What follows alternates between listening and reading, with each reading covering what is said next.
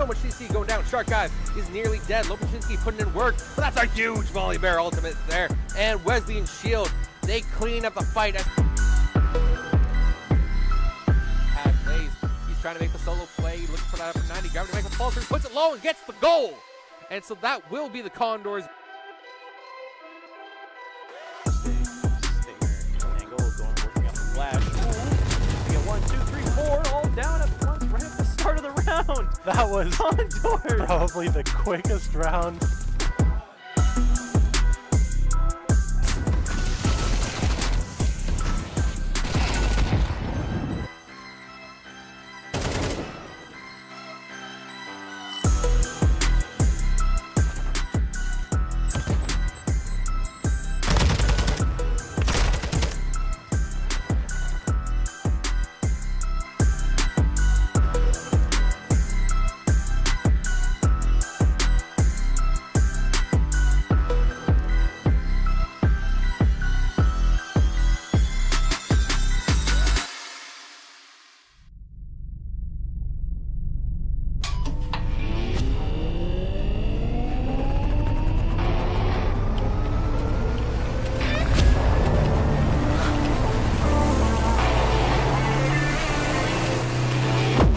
Conestoga College is setting the stage for a new era in gaming. In 2025, we're opening a state-of-the-art esports venue, a premier facility for high-performing gamers in Canada. In this 10,000 square foot facility, we're putting you in the center of the action. The facility will have 50 top-tier PC stations, 5 console stations, immersive VR stations, a team operations room, a full production suite, and a premier competition stage. Esports is a rapidly evolving industry with global viewership of 532 million in 2022. This initiative goes beyond esports. It's also a platform for forging bonds, making memories, and creating connections. Since 2020, Condors Esports continues to evolve, providing industry-leading facilities and experiences to the esports community. Conestoga's esports venue expresses a sustainable and intentional future to compete, play, and work, all powered by gaming.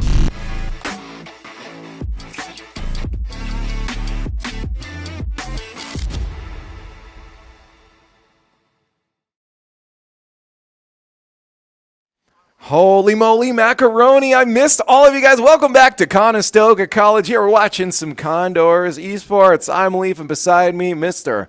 Oh Heck. Yeah. Yeah. That's me. That's great. So yeah, today is going to be fun. I genuinely have been looking forward today for one specific reason. What's the reason? That is the opponents. Okay. Yeah. I don't know if you're going to say it's like Valentine's Day or something. Oh, is it? It is. Okay. No, I did not. Okay, I was about to say, everyone I've talked to today forgot it was. It'd be funny if you forgot as well. I'm not a big holiday kind of person. Okay. You know what I am, though? A big kind of esports person. All I care about is esports is going on, baby, and that's what we got for you today. Double whammy. Oh, my God, we are packed up. We're starting off, of course, with Call of Duty. Oh, wait, we're also starting off with League of Legends. But at the same time. At the same time. We will be focusing in on Call of Duty, but we're going to kind of dipsy-do our way, and a little skittle-scattle into some League of Legends. Peeks, a little like, sprinkle, what's like going a little, on there? Yeah. little salt. Don't salt bay me. Don't do that. I'm gonna League of Legends. That's so gross. I never liked that because then it's it's on his elbow. It's gross. Yeah, all the sweat. It's really gross. Have I told you I have this one strip right here on my arm that it gets sweaty. Yeah. I'm at, like someone else could have I would that. never want you to salt my steak then. No, especially not like that. No, I'm not gonna do that. But we are talking about Call of Duty first off, so yes. We may as well take a look at the roster who you're going to be seeing on the screen. And of course, it's the good old huge. We got J Ray, Dremel, Frizzy, Savvy, and I love that Coach is just Coach. Eric is just Coach. They're just not displaying his name. He's just Coach. That's all he's known for. That's all he is. What's up, Coach? I mean, to be Coach fair, Eric. how many times have you played on any kind of sports team and just coaches? Just what you say is Coach.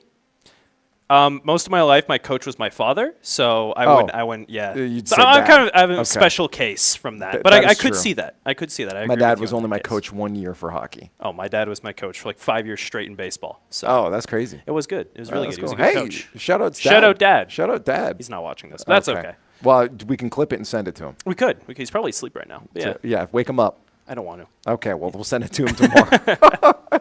But, yeah, no, this is Call of Duty. And, again, when it comes to Call of Duty, it's the same as a lot of our other shooters, esports, where maps are very important. We got to get rid of some, and we got to keep some. So we're going to find out what's going on with the squad. Again, I know some of these maps. I'm less familiar, of course, with Modern Warfare 3, 2, because this is the second one. But a lot of these maps are maps I'm familiar with the original Modern Warfare. The good old days. The good old days. The good old maps. Back in my day. It's pretty much just a bit of a remaster we see with them. So we know some stuff, and the stuff we know today, take a look, see here. Of course, it's the same classic hardpoint search, control, hardpoint search. Then we're going to start Karachi, Invasion. Yeah. Invasion? Yeah, I'm gonna give you some. I'm gonna give you some. High rise. Oh, second one's high rise. Okay. I was gonna say that's not Invasion. Some I was gonna say some information on both of these. Last week we did see Karachi again go beautifully into the hands that was of Search and our Destroy, squad, wasn't it? Yes. Yes. That was different, but it was in our hands. It was very nice. And even when they were down to like 1v3, 1v2, it was looking good.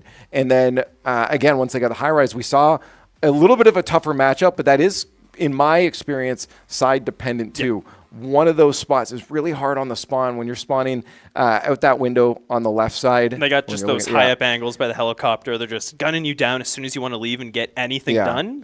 Difficult to make a push out anywhere. But that is S&D.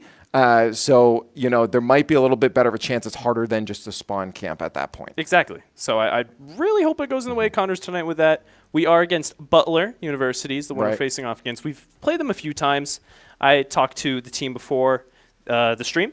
I was getting a little info on them. They said they are favored to beat them tonight. That, by the way, was why I was excited. That's what I led off with, is Butler. I love their logo. Oh, is that Remember, that why? It's the Bulldog logo with game controllers. controllers. I've said it every single broadcast so far. It is very smart. I do really absolutely enjoy it. love it. Anyways, to talk about the team, we actually do have Megan standing by with an interview.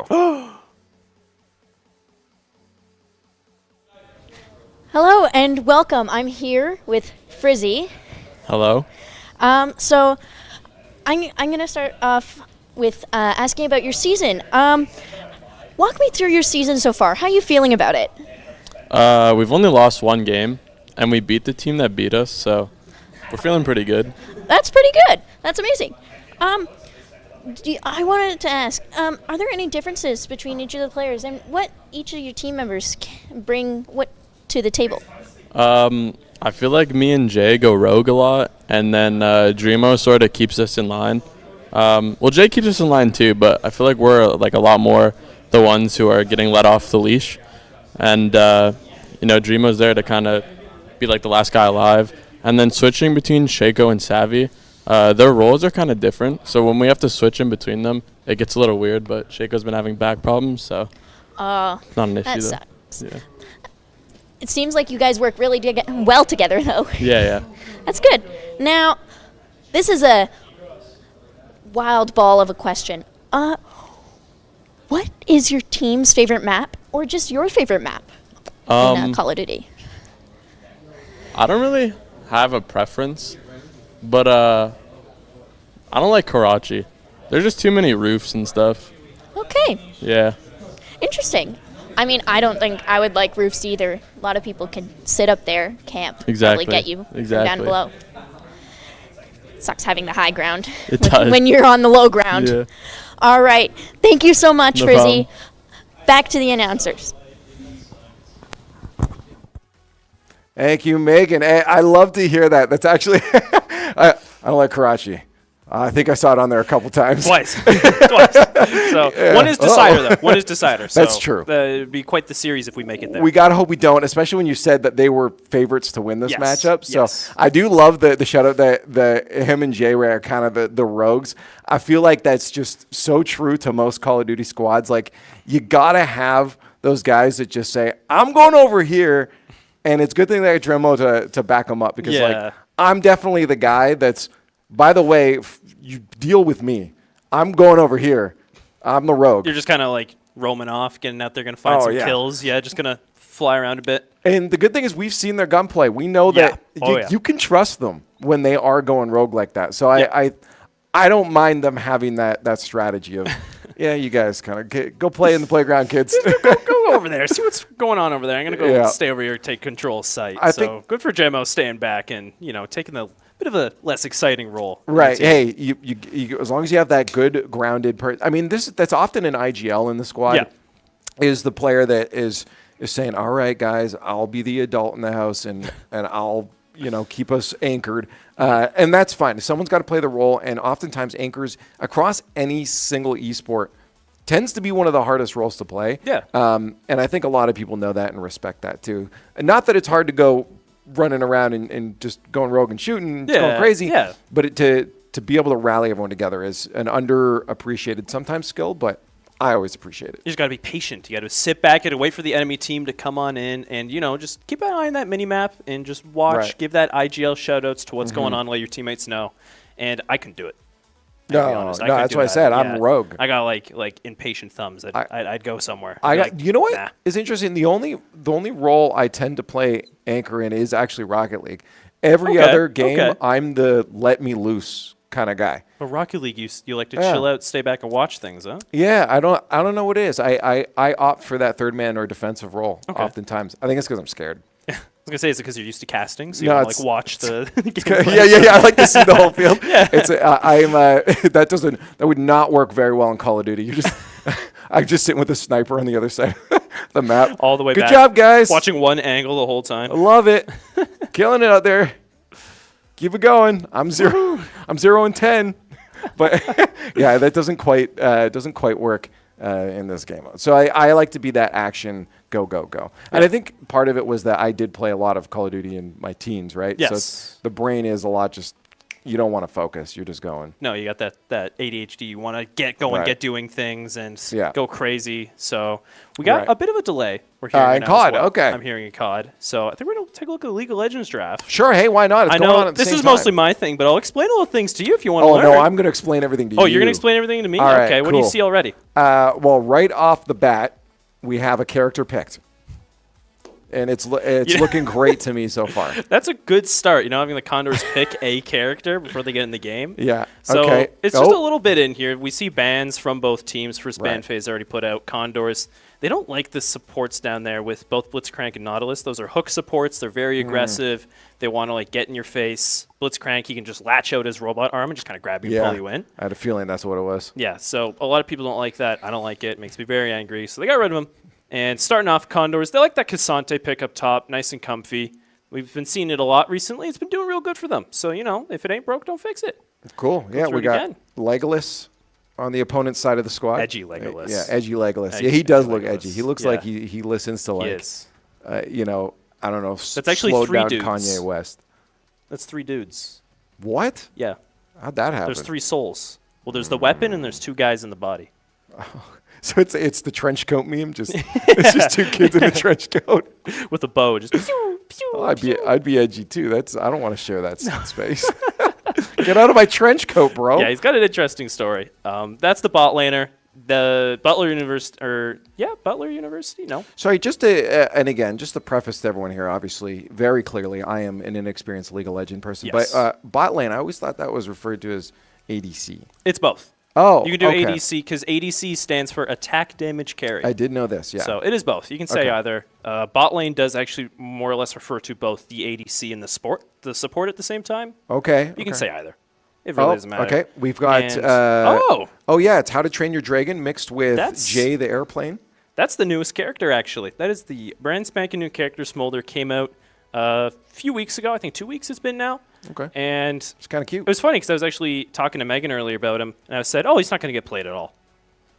Well, playing him right now. You My were very predictions are wrong. Yeah, yeah. I don't know if I can trust you anymore, man. He's not doing too hot recently, which is weird because he's a dragon. I was going to say, he looks very warm to me right now. But yeah, I guess Condors want to just do a little bit of experimentation with him, see how he feels. And he doesn't have a lot of good tank damage, which is what you want as an ADC. So he's a lot better for taking out the squishier targets, the ones with less health, less resistances. Right. So is this a character that you might use in this instance, to try and just throw your opponents off so they're not quite expecting what you're able to do because they might be less experienced, or because of a counter pick? Is there anything on the other side right now that this is a counter pick to? Not really. Okay. Because it's so early on, it's hard to counter pick already unless, of course, these guys know something that I don't. They've looked at the stats of the opposing team. They've seen what characters they're used to playing. Because I don't got much research done. I'm gonna be honest. So maybe they know something I don't, and they're picking that character in advance to see, or just new characters, see how it goes. Right. I think that'll be Lipsinski playing it, anyways. Maybe he's got some experience on him already. Either way, it's exciting to see it because new character always means new interactions. You get to see how much damage he does. He's a scaler. So the thing about scaling is early game, he's not good at all. Not good, but But as he gets later into the match, better and better and better. Yeah, that late game. So they're going to play for a late game most likely because of that. And then take a look at the bottom of the screen there. You see the final bans just went out in the ban phase. Just getting rid of junglers on both sides. They want to just deny any jungle pressure from these characters. And University of Michigan went ahead. They got rid of the Nocturne, the Talia. We have seen a lot of good Nocturne gameplay from the Condors recently, so getting rid of that character is a really safe ban for them. Right. And then Condors, it's interesting seeing them get rid of the Xin Zhao because we've seen Bo play a good amount of Xin Zhao, and it's worked for the Condors as well. But I guess maybe it's more of a threat on the side of University of Michigan. So they're just going to not bother with that anyways. And then finally, Lee Sin as well. And that's the end of the ban phase. Finally, we're going to see Syndra is going to be picked for the Condors. Mid laner, nice control mage, get some good damage out. And then finally, ooh, I like that. I like seeing the Jarvan being taken for the Condors. That's a really good jungler to have. Why is that? A lot of mobility, really quick engages. And his ult is he flies in on a target, and he makes a wall, like a crater around them. And they have to use mobility to escape out of it. So it's really good for locking down low mobility characters. And in this case, Varus, being the ADC of University of Michigan and that prime target, no mobility. He's got no dashes. He's got no good way to escape out of the Cataclysm. So it's really good for the Condors to pick that and lock him down that easily. Now, I question why Jarvan wasn't banned on the other side then. Were the other bans just more important? I think they realized that Condors Bob does play more Talia, more Nocturne, and that's still a very dangerous set of characters to get those good engages on the ADC. Right. So they just might have went ahead and just went, who's more of a threat to us right now than these other characters? Yeah. And Jarvan just kind of ended at the bottom. Okay. But overall, there's still big threats, really good engages for the Condors. Like to see it. And then finally, might be having a bit of a bug here. Can't quite see the full champ picks on the side of University of Michigan. They have 2 slots there that aren't quite full, but that's okay because they're all done. They're all done draft. It's going to be a surprise. Yeah. It's just we get to find out when the game starts. They spin a wheel and then it lands on a character. Can you imagine? Can you imagine just out of the fog of war, all of a sudden the character appears? That's how you find out. Well, you don't get to know what they picked. That would be pretty scary. Yeah. I'd like a game mode where that'd be a thing. Actually, that's a really good idea. Yeah, I like that. Everyone just blind picks. Because usually it tells you in the draft in the loading screen who you're off against, but then you just don't know going into it. That would be kind of fun just to be like, oh, I guess they're playing that. Because counter picking is a huge thing in League of Legends. Oh, of course. So not knowing what your opponent's playing might actually be interesting. That would have its own meta because it would just be, okay, how do we min-max? Like, what are the potential? That would be a lot of numbers to crunch. What are the potential of these certain combos coming across us? How do we min-max playing for the most potential combos of our opponents that they could play without stepping too far one direction that's strong here but maybe weak against 5 others? That'd be interesting. That'd be very interesting. Yeah. I like that. That's fun. I'm down for that. But no more League of Legends. We're done with that for now. Okay. That was cool that we got to jump into the draft there. We'll see more of that later. Yeah, now when we step into that, we'll actually kind of know what's going on. Yes. That's very useful to have. But Call of Duty, of course, is the game that we'll be focusing on and jumping into in just a moment. Of course, starting on Karachi with Hardpoint. You mentioned earlier that this does feel like it's going to be a Condors heavy matchup. They've played these guys twice before, and they beat them both times. So 2-0s? Or, sorry, 3-0s? They didn't tell me the score. They didn't tell me the score. They just told me they beat them. Okay. So that was. I should have squeezed more information out of them. My bad. All right. Well, we'll see if they can do a 3-0 again today. They'll have 3 maps to get to starting on Karachi. And again, gunplay, movement, and overall teamwork from the Condors every time we watch them has been phenomenal. Even if they get down to a 1v3, they've been able to hold on, especially on this map. Yeah, all these players are great. They're playing to their utmost potential recently. They really want to get to those top spots in this league so they can face off against the best of the best teams they want. Because this is their debut into NACE, right? Right. This is their first whole season, and they're just against some lower-tier teams compared to their skill levels. So they want to get up there now.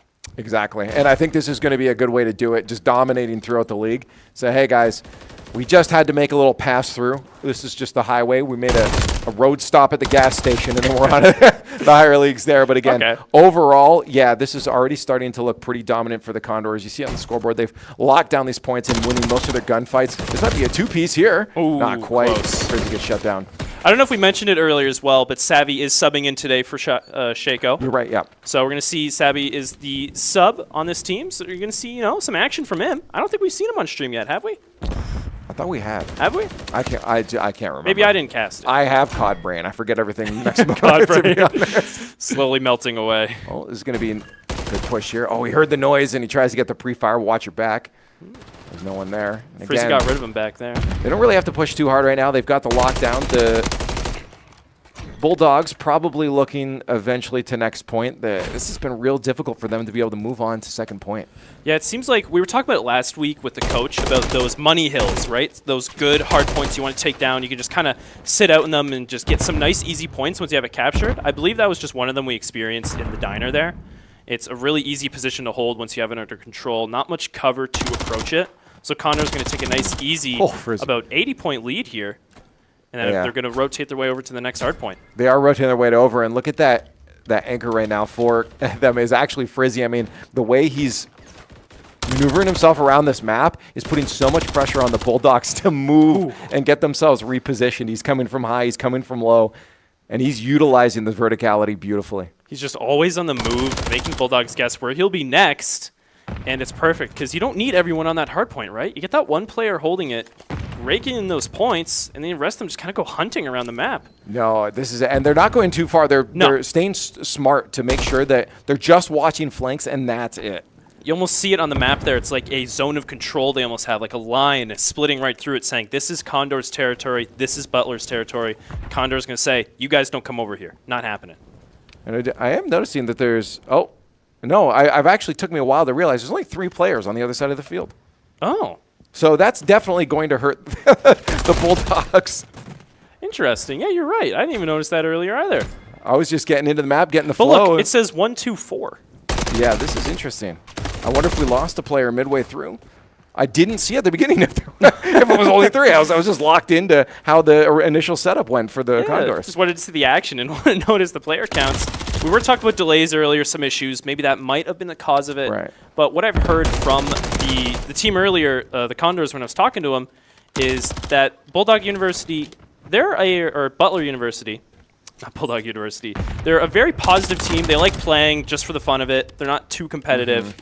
And it seems here to host it and the game. So maybe we're going to have a little bit of a knowledge intake about what's happening. Yeah, it's interesting. I mean, regardless, I don't think a remake. I mean, again, having that extra player is going to be huge because being able to get those team shots on a single target is probably going to help you win those gunfights a bit more. Playing with 3 against 4, no matter even if the skill's even, is so difficult. Oh, and if 100%. there's a skill gap right now, it's definitely going to just completely landslide and snowball down that hill. So the Condors showed what the result of a 3v4 is going to be. You know what they said? What did they say? 4 guns is better than 3.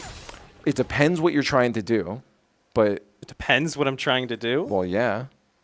What if you're trying to have the least amount of guns? Well, that's just you're just favoring the argument the other way. I know, but you made an absolute statement. I'm just saying. I guess so. I'll give you that one. Only Sith deal in absolutes. God. Which in itself is an absolute. I always love that phrase. Yeah, it bites him back in the butt. But right now, we're just going to take a bit of a breather. Maybe we'll go hop into some League of Legends action quickly. Figure out what's happening. Don't know. What's happening, yeah. But yeah, you do see them trying to figure out what's going on. And I wonder if from both sides there's problems. Or he's just telling that his hat, he's like, hey, you made fun of my hat. I'm going to make fun of your hat now, your character's hat. Look at your silly helmet. Like the in-game? Or yeah, did he make fun of his hat? Well, I'm making up a story that maybe J-Ray did make fun of his hat earlier. I don't know why he would, because I mean, they all have the same ones, don't they? In-game. Yeah, not in-game. J-Ray's not wearing a hat. No, J-Ray isn't wearing a hat. And how can he make fun of... Oh, but then he's making fun of his thing in-game. Okay. Yes, that's what I was... That's who's pointing at I hope not. Probably. No, I want the team positivity. I think the squad's pretty long. I think they like each other. Yeah. Which honestly, would makes sense why they could make fun of each other. But Yes. yeah, we're just waiting on this other player to get in. There was just an issue with the connection, so they did intend to have 4 players. Yeah. On the Bulldogs. I hope so. I hope that was part of the game plan, was to have your whole team playing. Yeah. So, but, bit of a lag issue. Yeah. But unfortunately, we're going to have to get that all sorted out. So as you wished, we might be able to take a look into a little bit of League of Legends. Oh, we're going to take a peek here right now. It's just a little bit early, of course. We did see draft, but then there's a whole loading screen delay if you get it all set up. So we're not too deep into this match so far. Game 1 against Michigan University. Condors right now just getting some damage on bot lane. It seems both sides. No kills have gone out, no nothing. Just some farm and just some CS. Always good to see. Can't really see the minimap there, so I don't know what's going on in the rest of the game. You don't need a minimap. I don't need a minimap. For cheaters. I can just see what's on the screen then. That's cheaters. Yes, cheating. That's like what pro players watch all the time. And there it is. See? Ask and I shall receive. Take a peek at the minimap down there. And yeah, okay. So the characters we didn't see was Gnar in the top lane and Vi in the jungle for Michigan University. How do you feel about those picks? Gnar into Cassante is a bit of a counter pick up top lane because of the mobility Gnar has. And right now we're going to see Karami gets ganked from the tri-bush behind the Condor's own end, gets pincered, leading to Michigan taking the first blood. But yeah, as I was saying, the Gnar pick up against the Cassante up top is a bit hard for Lazaro here because of the mobility the Gnar player has. Uber, I believe his name is. It's hard to keep up with for Cassante, especially with those tank stats. You don't have as much mobility as you can, and Gnar is ranged. I'm assuming that lizard guy was Lazaro.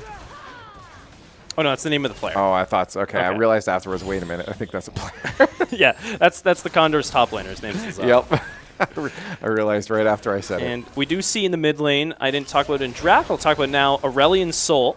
And he did recently receive a very big buff to his Breath of Light, his main ability where he just kind of breathes stars at you. And he's also a scaling dragon, which is really funny. And they gave huge buffs to that, really prioritizing getting player damage off. So we're going to see how that goes this game for Michigan. Do all the dragons scale? Like, is this some sort of inside pun joke at Riot? I never thought of it that way. That's actually funny. Yeah. The dragons scale? There's 3 dragons in the game, and they all scale. That is definitely on purpose. That is 100%. There's no way that was not on purpose. I'm going to tell my league buddies that one now. That's really good. Yeah, that's hilarious. There you go. See right now, Condors trying to get some damage out. Sometimes you just need the outside perspective. I do. I need the lesser educated view. Cool. Well, this is still early on. We did see, again, a pick from Michigan taking down one of our players. We'll check in with that in just a few moments as we do have Call of Duty getting back on the board, and our players are swimming. Frizzy, nice swimming. Is that how you get the match started faster? You just kind warming of up. start wading through the loading? Yeah, you just you get through all the lag. Okay. Yeah. Just push out of the way. Got to remember that for my future games. That is so great. Okay, Look well. at Ezio Auditorio running away there. Going to give attempt number 2 to Karachi Hardpoint here. I hope Butler University can stay in. As you can see, they got 4 players now. There we go. And I guess I don't know what the ruling officially would be or if this was a gentleman's agreement, but I don't feel like the Condors had much worry trying to redo this map. Like I was saying earlier, Butler University, I was talking to the team, and they're very nice guys. They like playing for fun. So I believe it was a gentleman's agreement. I got my money on that. They're just getting some good data and some good practice, just playing video games, you know? Don't always have to be so competitive about it. Maybe a little bit competitive. But again, we do know our squad is, while having fun, competitive in terms of ability. Yes. They definitely know how to rock each map and lock it down, even with their backs against the wall. Right now, a little bit closer, though. The Bulldogs managing to get themselves on point, but Conestoga has the next one locked down. Look at this flank right now from Frizzy. He drops one, but he can't get the rest, but he does manage to buy time for his team on that hard point. Just dragging attention away from the enemy team is always huge, especially when you want to get the hard point just set up, get it secured, trophy down, and everything. One sec, I just got to say, I love this teamwork. The players that were on point were drawing attention away from those spawns of the reviving Condors to make sure that they get in and flank, and now they're going to be able to drop in and hopefully get this point back. But a good pick there from T-Benz keeps the Condors off point for a little longer. It seems that Butler University has been getting some kills here, getting some frags on the Condors, but they haven't been able to snatch control of the hard point. So Condors have been just generating more and more points for themselves, even though they are losing players. which is always that's what you want to see, right? Yeah, no, losing players doesn't really mean anything in hardpoint as long as you have the hardpoint. So they can keep the Bulldogs off of that point. They can keep themselves in the lead. 42-16, new hardpoint up. Condors are starting to swarm around. They got 2 picks. That'll allow them to get on, but great picks there from T-Benz. Again, dropping 2 of the Condors, but they got a decent spawn that will allow them to support their teammates on this point. I want a tally today of how many times we say point. Point? Point. By the end, just, with hard point in general, just saying it so much. It's just, I just keep hearing it's funny to me. So Get right on now, location. into the zone, the area of interest, which Condors do have control over right now, just stopping Butler University from getting in. Got a nice lead, 60-16. You love to see it, sitting comfy. Yeah, no, this is a solid hold right now. And again, I think the Bulldogs will be potentially looking for next point. I feel like they've given up on this one. We have, again, T-Benz running away. He's been doing a good job getting these frags for his squad. Yeah, he seems to be the kill leader for Butler University right now. Just fragging out, getting rid of some of the Condors, but right now Condors do that big lead, getting kills across the map. Like I was saying earlier, it does seem to be the one player just sitting on hard point for the Condors, and the rest just spread out, hunt the opposing players down, and don't even give them a chance to regroup and formulate any type of attack to take that hard point back under their control. And it's what you like to see. It's working. Love watching Frizzy when this man works. He works. Hey, nice double from J-Ray potential. There it is. 2 of the Bulldogs dropped. CMCD and Sieg are going to have to wait a few more moments to get back into the action. Conestoga above 3 digits now as they pass the 100 mark. Nice, and nice. Overall, again, I will say Bulldogs doing a better job now that they have a 4th teammate in getting those kills, which, of course, logically helps, makes huh? sense. But at the same time, Condors are doing a fantastic job of communicating. So many times I see a lot of these crosses coming in, are only happening because of communication. Oh, 100%. They're just completely just coordinating all their attacks, getting the map positionings up real nice. And of course, especially, like I've been saying this whole time, having that anchor on site, being able to let the other 2 players roam around, do their own thing, especially what we heard in the interview earlier. You're really seeing it go to work right now. We'll, see it different later, but Hardpoint right now really supports that play style. Look at that again. J-Ray, one of those roamers, just tagging out as many people as possible. 2 dropped. A nice little laser there from Dremo. It's really good positioning from all the Condors as well when they want to hold these angles, get in these good positions to wait for any of the Butler players to come to them. And then as soon as they get that kill, they push forward. And that was huge too. Nice. Again, you see what happened there as well. It was Frizzy and Dremo. I keep saying that wrong. I think it's Dremo. Okay, Dremo and Frizzy working together to take that player off that last hard point. Oh, yeah. They didn't even push it as well because they knew Next would be spawning soon, but they wanted to get the player off, and they didn't solo push it. They used 2 to cross, get a shot from 180 degrees. Oh, yeah, they got those team angles on them, getting them from different positions, getting them multiple shots off, and it's lovely. You can't look in both places at once. We see it in a lot of these shooter games, so it's good to see even in COD. Being as fast-paced as it is, there's still good space for that teamwork. Hard push here from the Bulldogs, and they're going to get lit up. The Condors managed to shut down that advance. Oh, J-Ray knows. Hello. See right there, J-Ray was getting some kills underneath. Oh, couldn't quite get that 4th. He saw him in his peripherals, but just a little bit too late. So that last Bulldog player snuck around again. There it is, Frizzy, utilizing that verticality to his advantage. We've seen Savvy doing a great job of that as well. We've seen a lot of getting those rooftop spots in this map. Of course, Karachi has a lot of verticality, but they haven't seemed to hold it. It's always moving, always getting around, getting into new positions, never just staying in the same spot to allow the enemy team to collapse on you, and that's what I like to see.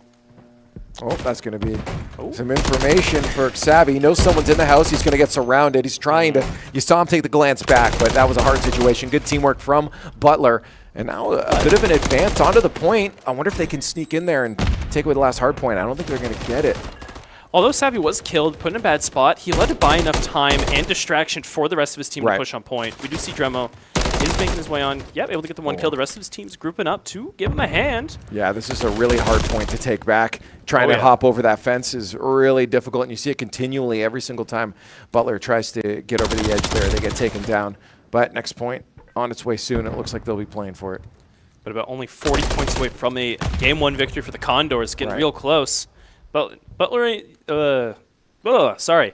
University ain't looking too good for getting the comeback going here. Yeah, it's not going to be easy. We kind of knew that going into it, but I will say, hey, shout out. They've been getting some drops. Yeah. Taking out some of the Condors here and there.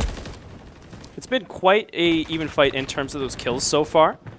Although we do see Frizzy at the top, 24-8 right now, going crazy, especially with this just hunt him down play style he's been continuing with.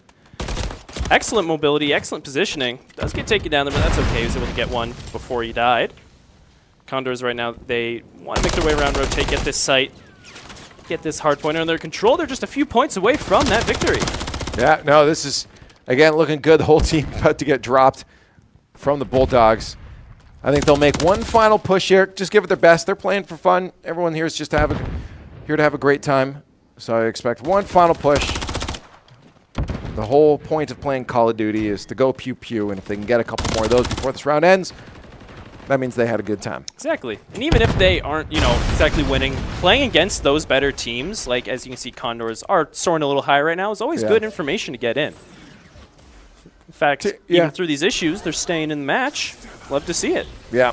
No, and they got some points on the board, too. It's not like they got completely rocked, but it was definitely a very controlling match from the Condors. You saw it again. Frizzy had the freedom to run around, do what he needed to do to try and draw a lot of that attention off of the point. Yes. Sometimes just roaming around and taking shots isn't going to do much in Call of Duty. It's the threat, because he was able to take down so many of those players. The Bulldogs were forced to pay attention to them. They couldn't move to point without taking down Frizzy. They had to be careful, watch where they were going, and just keep an eye out for any possible roamers like that. Yeah, and taking down Frizzy is very hard thing to do. So, no, it was a great play heads up that the Condors knew, hey, we don't need to just lock down. Let's have that roamer to put that pressure on and get these matches done as both early Frizzy as and J-Ray as well. We saw J-Ray out there a few times just trying to hunt down any of Butler's players, get those kills, and just prevent them from formulating any strong attack onto the hard point, which is amazing. Yeah. As long as you keep them spread out and thin while able to get those consistent kills,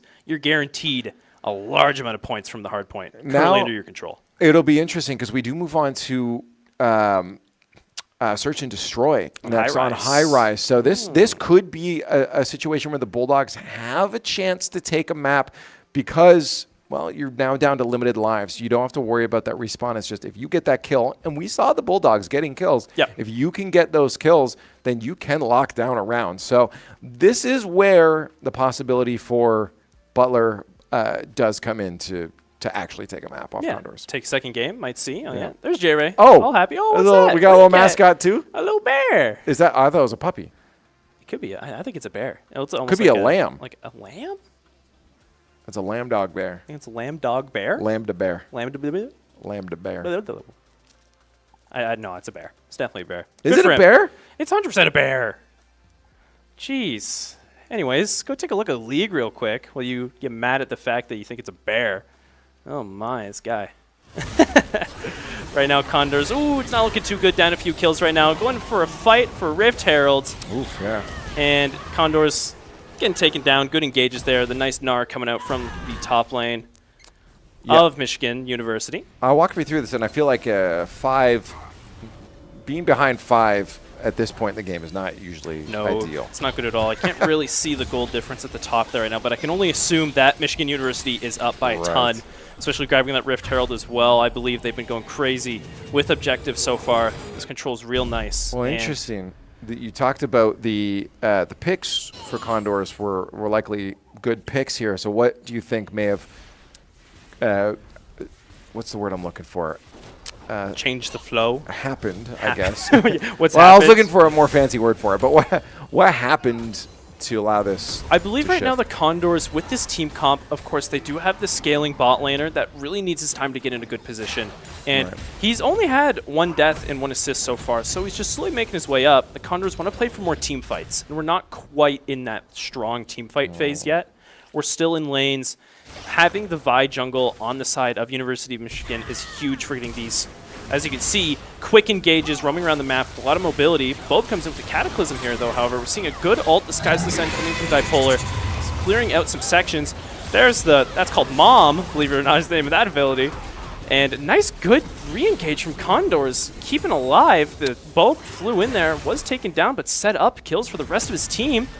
Condors, the Spacer, just collapse on Michigan. Getting a nice shutdown on Dipolar is huge. Yeah, that's... Getting back in this, but Lazaro unfortunately got caught a little too deep there. Tried to get some damage on the Gnar, and couldn't quite handle it. Getting taken down. Quite the turnaround. That was.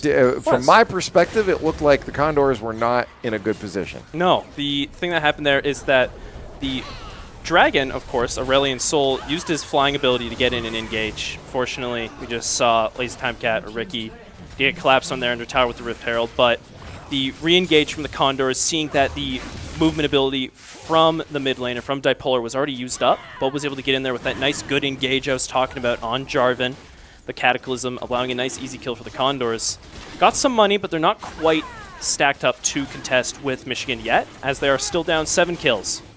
And it's going to give Michigan, I believe, another Dragon in this game.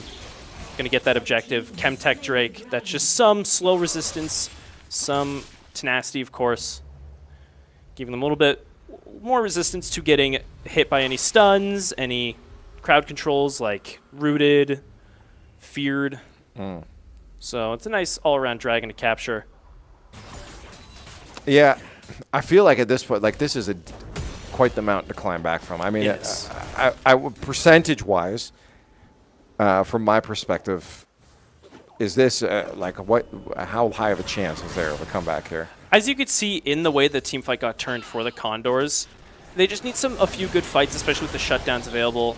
Good spots here. Oops, since he's going to get caught out, unfortunately. But for now, we're gonna take a break from League, throw it back to COD, I believe. See coming up here. Condors, yeah, not looking too good. 210. They just need some good fights, some good all just grouped up team fights against the University of Michigan. Get those picks, get the money back up, and I believe they can get back in it. You know, we'll have to take a peek at that later. Well, now we're on map 2 for our Call of Duty squad. Back into C and D. And again, this is where we said the Bulldogs should have a chance to shut down the Condors. Take a map at least. I think overall when it comes to control, probably going to have that one locked down as well. Right now, we're going to see Condors are going to start on an attack here, try and push in, get these bomb sites planted down, take control from Butler University. I already see 2 kills go out on the side of Condors, leaving just 2 Bulldogs left alive. Yeah. Plant is down as well. And there's the last pick. Again, that's that side of that map I talked about being so difficult, and the Bulldogs had it. You saw just how laser pointed each of the Condors had their guns on those windows from the beginning. Some of the hardest, again, you can get sights on those so early on, and then the next other spot you look for is elevators, and you saw, again, those being covered so easily by every single Condor player. So it's really hard. Bulldog just couldn't get any space, and he run out without putting themselves out in the open. And just the absolute speed the Condors had getting into those good positions to stop Butler University from gaining any ground was excellent. You can see round 1 goes to them. Condors switching over to defense here. See what Butler University does in response. And do you see how early J-Ray's got his sights ready, because he knows those shots can laser in real quick. The amount of times you can get picks on each other's spawn across like that on this map is so fast. And early engagements. First blood goes out to Butler. Frizzy down high ground, though, for Savvy. We've seen him work some magic with this. There's going to be one pick through the wall. He's going to look for the other. Just kind of scoping out. Is there going to be another rotating around the side? Not quite. 2v2 right now. Ooh, Dremo's trying to get a nice angle around the side. Spots him. It's a headshot, putting him low, but couldn't quite finish him off and get that kill. Leaving it to a 1v2 for just Savvy. He knows where these 2 players are, though. He knows they're on the other side of the map. He just has to wait and watch for them. Well, that's the big thing is bomb down. They got to go grab it. So he's going to try to flank it, knowing that they're probably moving into it. Now he probably has the information that they are grabbing that bomb. And he's going to get one pick, not quite, but he gives away his position. Can't drop the other, and there is going to be a take for the Bulldogs. That's what I said. There's a possibility on this map with this game mode for them to be able to take some rounds. I guess you kind of know your stuff, huh? I don't know. It's just very, very lucky that they're using the same maps that I played back in the day. So. Got the nostalgia maps for you. Yeah. But yeah, right now Condors, and of course, like we said, playing the defense on this side with those big windows, with that position, it's hard to get a good, strong hold and keep those bomb sites secured. when the defense is not really in your favor due to the map layout. Well, we'll see if they can grab themselves one now that they're on attack. They are moving in real quick to that A site, and they make engagements early on. CMCD is dropped down, but T-Benz is going to grab his one. Trades back and forth. We're now down to J-Ray again. Another 1v2 situation against the Bulldogs. Oh, Dremo's still alive too. It is a 2v2. Oh, I'm sorry. Yes. Yes, you can't really see him because the bomb's on him on the Yeah. minimap. Yeah. So right now we're going to see J-Ray's going to get a nice spot above, but he doesn't quite know where the Bulldog players are. He's got to look below him. Oh, he sees the bullets come out. He's trying to search, trying to find him. He's closing in. He's going to get this kill, hopefully. Yep, he grabs it, securing B site, but his teammate died in the process. He's going to run into the final player, gets up behind him. That's unfortunate for the Bulldogs. They were not checking their corners as much as they probably should have been, and making a lot of noise on their way to the other side. The fact that J-Ray was able to kill that first player from behind, allowing him to be more incognito, not have his location given out and the communication not there for that final player to also turn around and shoot him, is huge. Well, it's just great game sense from J-Ray as well to be able to take that route. Sometimes you just have a feeling and that knowledge. It's just an instinct of where your opponents might be rotating to. And just the positioning overall allowed him to be in that spot. So it was just good instinctual play from J-Ray. He's got that COD brain. He knows what he's doing. Ooh, lasers. Ooh, Frizzy taking a beautiful angle, just gunning him down from across the map. Wants to take this position up by the helicopter pad now. He might even get another one, actually. I think he's Dremo. watching that window. Careful, watch your back. He just put his butt in his face. Oh, yeah, that doesn't work here. Down to 3v3 right now. Bomb is in possession of Butler. Frizzy gets taken down 2v3. Condors under the advantage. In bad positions here, but J-Ray actually is up top. Got a good spot. Able to get down the bomb carrier. Might back up. Yeah, try and get hold of it. Oh. Lit him up, but again, no team shooting there, so he'll end up not getting that second drop. But a 1v1, bomb picked up. T-Benz just got shot by his own teammate, getting taken down, leading it to 1v1. Yeah, we don't need an advantage. It's fine. They said we're like let's do the 1v1. Let's take the Condors down. Let's see.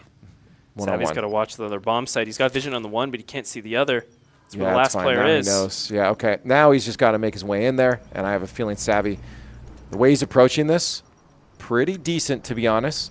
The problem is that he's got to watch his right side flank. Yeah, get the height, try to see if he can see a head poking out, but he knows there's no left side flank. He has 30 seconds. He's got good time to just make his way around to clear out all all about possible clearing. spots. Yep. As you see, he's just high ground. This is going to be absolutely huge, actually, for him. But he didn't get the information Oh! and somehow manages to wrap that one up. He'll get the kill and drop on for the defuse. What a clutch play. That was crazy. The fact that he didn't get taken down, you know the team knows it as well.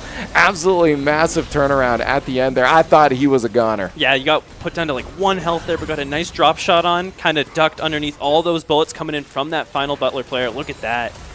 Oh, excellent. He's got the same aim as me. I love it. Yeah. Shoots in the legs and the torso. You get those bullets off. You don't have too many shots to hit in this game. Get that kill. It was brutal, man. My heat maps were sometimes not the best. The amount of times I shot people in the legs. As long as you have a good KD. Yeah, it's true. It's just could be killing people a little faster if I'm not shooting them in the legs. It's okay. Everyone's got to improve. Especially now with a higher TTK in this game. And some early drops. Frizzy gets taken off the board nice and quick. Look at these long angles they're holding with these rifles. Yeah, the advance is slowed down a bit for the Condors here, especially with that first pick going out into the hands of Butler. This is a terrifying corner to hold. Trying to move out of that corner is honestly very terrifying because you can pick from either side if someone does make a rotate around. Now bot side. Again, just a simple hold here from the Bulldogs. Not making any aggressive pushes, and they do manage to drop one. There's going to be another one off the board down to Dremo. He'll have a 1v3 situation. I talked about how they handled these pretty well in the past. There's one down, and now he's got to figure out where that bomb is going. I think he might have information that it's rotating over to that A site, so he's going to try to get eyes on it. Nice. Watching the high ground, and one left. He's watching the laser. He's got 30 seconds left to make his way over and plant this bomb. He's got it on him. He might rotate over to A or go for this final kill on B. But he's got the information now. He knows someone's down bot. He's watching the lane. Can he get sight? Oh, I think he sees He might have gotten information there. I'm not quite sure. But he is going to make his way over to B site. No, he's going to take A site, but that is where the Bulldog player is. And on that side, not a good plant. It's really hard. It did not get that information that the player was over there. He thought maybe they're still holding A site. And unfortunately, they're going to drop another round. And really nice positioning coming out from Arctic, the final player for the Bulldogs, getting that final kill. Good round for both teams. Good comeback attempt from the Condors. They got those early losses, but didn't quite work out in their favor. Still got that 1-round lead, though. Still up. Let's see, side swap once again going back. Condors will be defending. From what I've seen so far, Condors do have quite the advantage defending this map. They've been playing it real nice on the defense, so see how it goes for them this round. Flash out, ready for a push. Dremel trying to get those early picks with the high ground. I like the setup. He's got sights. He knows that the Bulldogs love to hang over by the sign. Oh, and he's got information from shots. He didn't see the legs, but they did peek through there. They do know they're over there. A little screen shake there is going to throw off his aim a little bit. Got the flash. He's got the information. Player is still there.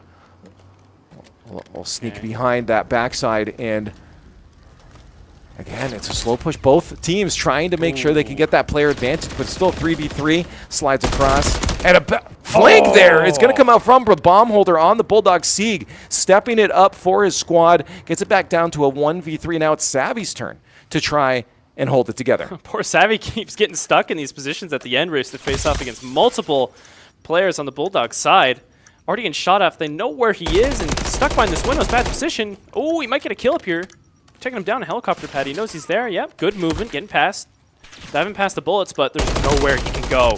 No safe spot he can exit this building, getting taken down.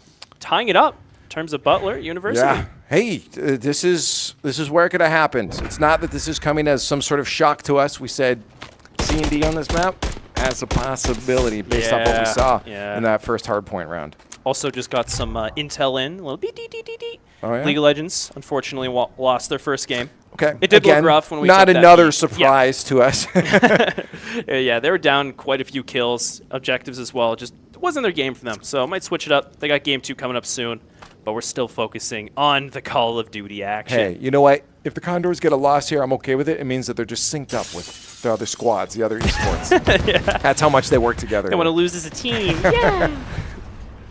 See Condors on attack right now. Oh, Frizzy's getting a good spot. Might spot this player here. J-Ray's up top as well. Really likes taking this advantageous position. As you can see, it can work for him. Oh, up the ladder. Hello. J-Ray is my rooftop. It's like, get out of here. This is my nest. Ooh, watch your back. You're going to get taken out there. Yeah, Frizzy dropped down. Wasn't watching the side. Just a fortunate slide from Arctic right in there. And I believe that's going to be a kill for Savvy. Yep. He had the nice advantage on already being ADS as that player slid in there. Arctic off the board. He's been doing a good job for his squad staying alive, but it is Seek that's leading their squad for KD. And now down to a 1v1. It's J-Ray trying to hold. We'll see how Arctic Butler's going to knows do it. he's Yeah, they have to watch. Yeah. Whoa, he saw him. He saw that him. is a ballsy move there from the Bulldogs right up the top and down onto bomb site. I mean, something had to happen there. You had to get the kill, and I think what his plan was probably to draw out J-Ray. Honestly, he probably just wanted to make himself known so that they could get the gunfight, because at that point, there was no bomb plant coming. Yeah, it was interesting seeing him to go up there and not fully clear that rooftop, but you're right. Maybe it was just a way to bait him out, get some action going, and unfortunately just didn't go his way. And in the end, Condors got that round win, got the advantage. They're now 2 away from getting game 1 or game 2 in their hands. Map, yeah, the map. Map 2. High rise here in Search and Destroy. But it's been pretty even so far. Although first game for the Condors, of course, was quite in their favor. Switch over to Search and Destroy is switching up the game in terms of skill. Butler is keeping up with Conestoga right now. We're going to see Frizzy gets a nice kill down below. Start off this round. Early advantage for his team already. No, that's what you want to do, is try to get yourself a good flank, but he gets caught out and called out. That's going to be good comms from Butler. Let them know that Frizzy was sitting down. Oh, Savvy. He's in deep right now, right behind enemy lines. He's having 2 players collapse on him. Getting hit by the flash. Not much he can do. J-Ray's going to follow up. Getting a nice, easy kill from the distracted player, leaving it to a 1v2 situation. J-Ray's getting in real close, waiting for Gemma to come up and support him, most likely. Gets some damage off here, but stopped shooting for some reason. Yeah, that was great. Deep in enemy lines there. You saw them trying to hunt down the spawn. Back down to another 1v1 situation. Bomb holder in spawn.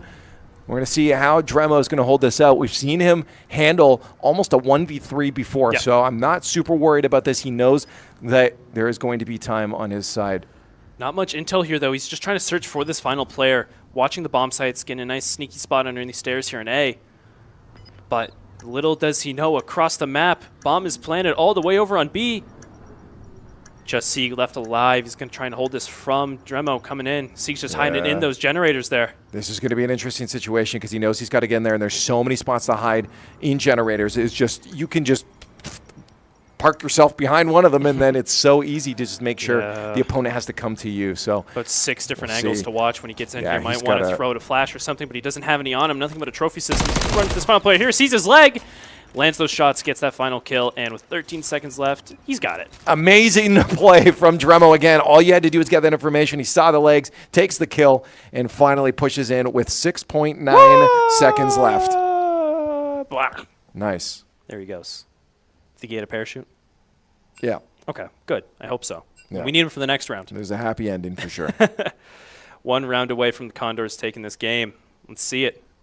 Yeah, also interesting, though, for that Bulldog player, that you still have to watch 2 entrances as well. Yes. So it's not that you can just ADS in one and corner camp. You do have to make sure that you're staying vigilant on where that attacker is going to come from. But a good play from Dremo. As I said, we've seen him handle it before. And now one more point, and they can lock in map 2. We'll see how the Bulldogs answer this. They're making way in. They got bomb. They're on attack this time right now. Got some nice long angles. It seems they're just putting all their power over. Oh, I wanted to say eyesight, but they're trying to get this mid control. Frizzy gets taken down underneath through mid. Savvy trades it back. J-Ray gets another. Condors right now bringing it down to a 3v2. Got that man advantage. They're getting in close. Going to try and get control over B site here. Clearing out any angles. J-Ray in a bit of a dangerous spot, but there's no one around he has to worry about. Good hold here now for the Condors. They're going to get bomb plant. Again, with only 2 on the other side to deal with. This is a smart time to plant. Oh, bullets kind of whizzing in their way, but now they just have to hold, and this is a good position for the Condors with 3 players alive. They can team shoot. There's 1 down. There's 2 down, and the Condors will get that next round win for the map. Beautiful. I love to see it that they didn't play spread out that time. They really just grouped up together, got a nice solid push onto site, took it, and held it against Butler University trying to get that retake. No, that bomb site, when you have multiple players, is wonderful to hold, because it's not even just that you can hold generators, you can hold the high ground over by elevators as well, right? So the fact that you have so many good positions, you had 3 against 2, that immediately sold the rest of that 100% round to me. Although they didn't do much of that in their earlier attack rounds. They knew this is match point. Let's just get this last final round. Let's settle it out, because Butler University is starting to put up a fight. Right. Especially in kills there. We saw it. They were contesting the Condors quite a bit. Yeah, no, again, even in map 1, I saw that they weren't slouches when it came to getting kills. They've played Call of Duty before. Oh yeah, they might just not have the same level of strategic knowledge around that map Karachi that the Condors do have. So that gave them a huge advantage. But as I said, when it comes to S&D, the playing field gets a little more even as long as you still have some sort of gun skill. You got that gun skill, you get those early picks, you put yourself in a good spot to be able to take a round of S&D. So I'm glad that they followed through with what we thought might happen. Yeah. They didn't take the map, of course, which again for us is very good. You did see that clutch come out from the Condor players, but I did like to see at least them push the Condors. The Bulldogs made sure that this wasn't just an easy win for them. We saw a lot of 1v1 situations, 1v2, 1v3 for the Condors, so they were definitely getting eliminated by Butler University. They were getting fragged out, and they just had to keep up in kills with that. And of course, a lot of those rounds were decided not by the objectives, but by those final kills.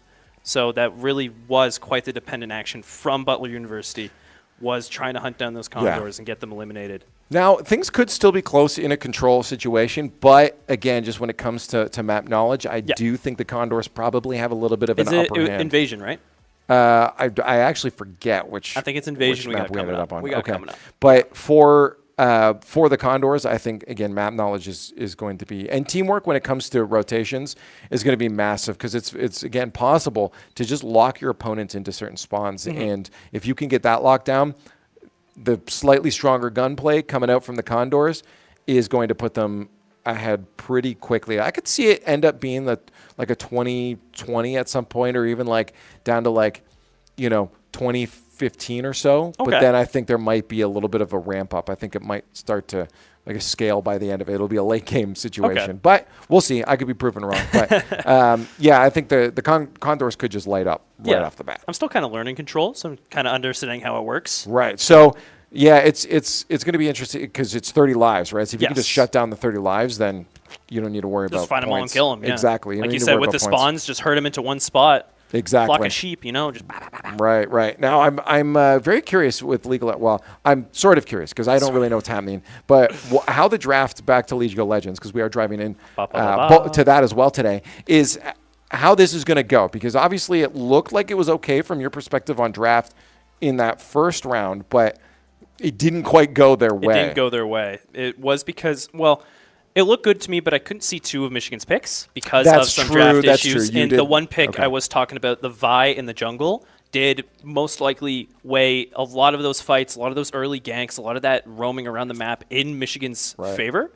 So right now we're going to see maybe Condors might ban it out, and instead they are going to go for an Aurelion Sol ban. We did see Aurelion Sol last game. From the little sneak peeks I saw, was quite the damage dealer, was up and kills a lot, and just quite the threat for the Condors to deal with.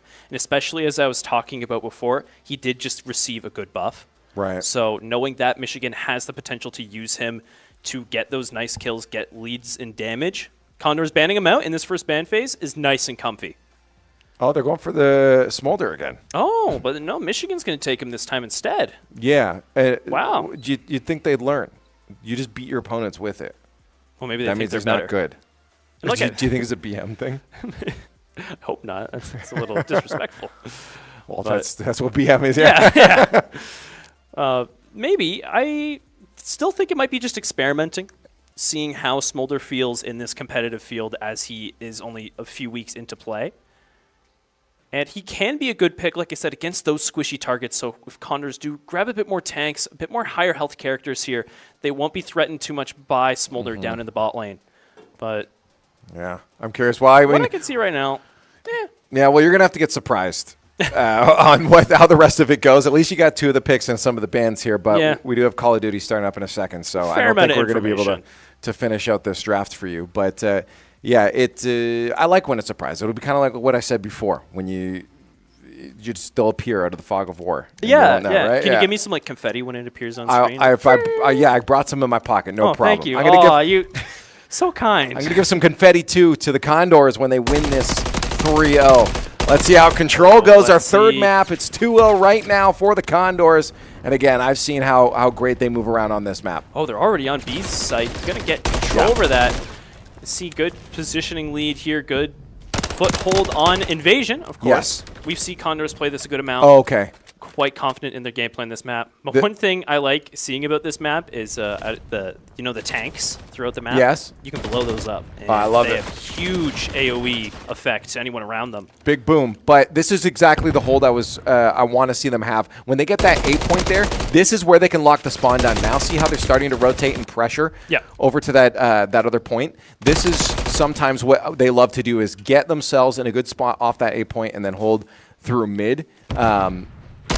This is how they can control the spawn. Yeah, watch how that spawn is from Butler's now. They're kind of stuck over there. Yeah, they're put in a bad position, unable to hold the second site. Condors making their way on. It seems we've seen Condors before go for just the kills instead of trying to get these sites, but it seems they're really going to force Butler University to come after them, retake these zones, and get the pressure off their backs, but they're unable to do it right now. We see Frizzy is out and about, keeping pressure on Butler University, not allowing them any safe passage over to a possible A-site retake. Great lurk from J-Ray. You saw him just hanging around inside the buildings trying to get up behind those Bulldogs, and he's doing a great job of it. Frizzy, nice pick there. Almost gets dropped down. Can he get another one? Throw a flashbang in his head. He's like, catch this. Headshot with a grenade. Condors right now just about to get that final A-site taken and get this first round. Yep. Beautiful, beautiful positioning, beautiful just corralling Butler University almost, forcing them into positions they don't want to be in winning that round. Oh, I didn't catch the live score.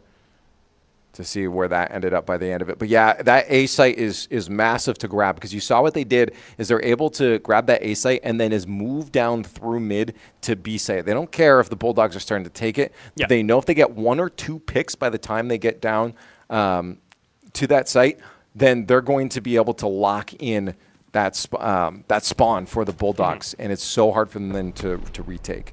We're going to see Bulldogs, after watching Condors use the strategy against them, how they might adapt against it, or even use the strategy of their own. That's to going fight straight for back. A. Oh, yeah. Don't even care about B. You want to get that A control right off the bat. Condors are already on it, getting good positionings, getting those kills across the board. Love to see it. You already see 3 of them are stacking near the site, but you do have Frizzy out and about once again, just putting pressure on Butler University. Although he was taken down, he was able to get a kill and just cause more time to go in the hands of Condors. See, instead, Condors are going to abandon A. Instead, push back on B. No, this is what you want. Yeah. So you see where Dremo is holding off. This makes sure that that spawn doesn't come over towards A site. It forces them into that top left of the map, and that way, once they can get them locked into those spawns, then they can go and take points, or they can just try to drop for kills. Okay. But they did lose a couple guys, so the hold will be a little harder, but you see how they have them locked in now. Yeah, they have them surrounded, not allowing any possible access to the rest of the map.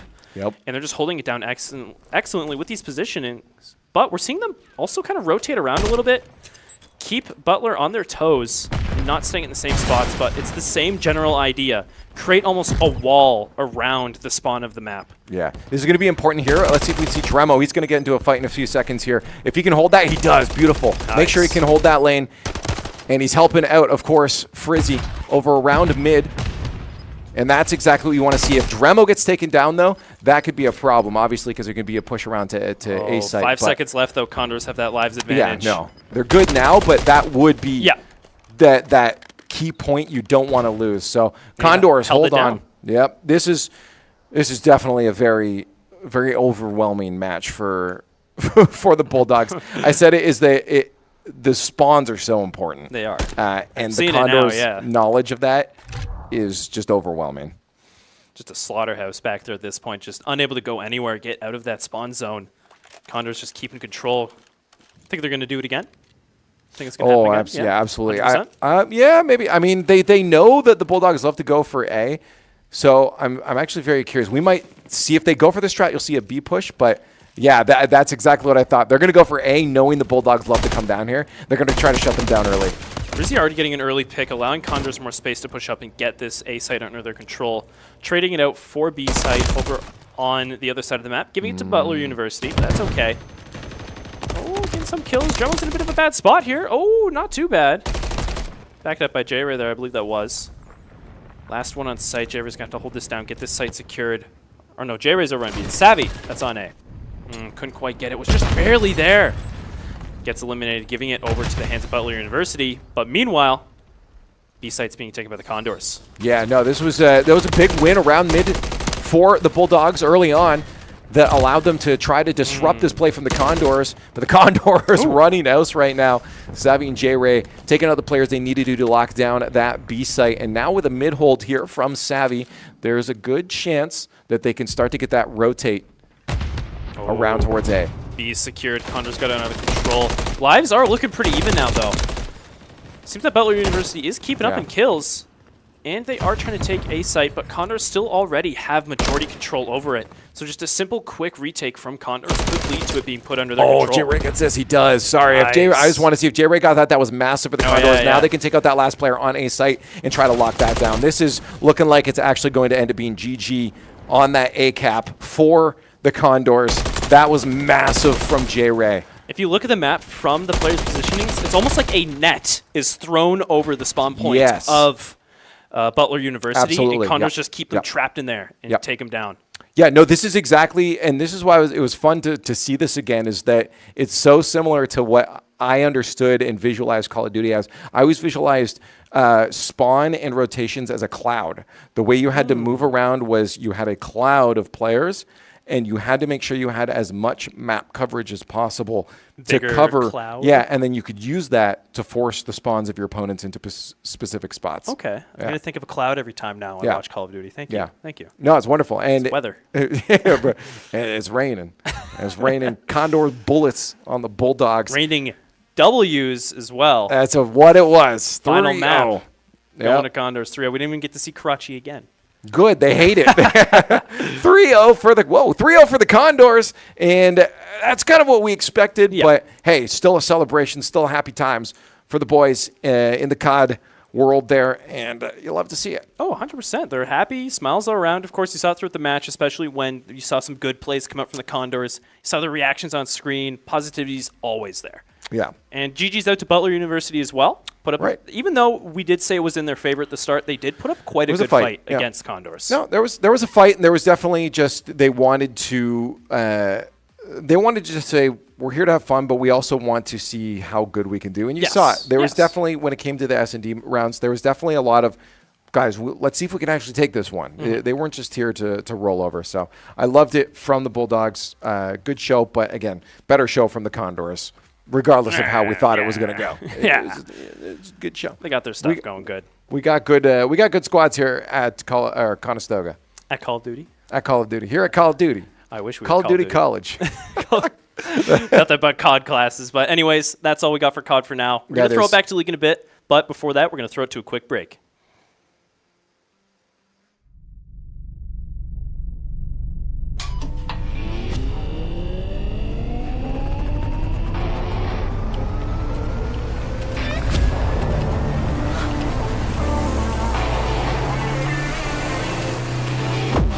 Conestoga College is setting the stage for a new era in gaming. In 2025, we're opening a state-of-the-art esports venue, a premier facility for high-performing gamers in Canada. In this 10,000 square foot facility, we're putting you in the center of the action. The facility will have 50 top-tier PC stations, 5 console stations, immersive VR stations, a team operations room, a full production suite, and a premier competition stage. Esports is a rapidly evolving industry with global viewership of 532 million in 2022. This initiative goes beyond esports. It's also a platform for forging bonds, making memories, and creating connections. Since 2020, Condors Esports continues to evolve, providing industry-leading facilities and experiences to the esports community. Conestoga's esports venue expresses a sustainable and intentional future to compete, play, and work. All powered by gaming.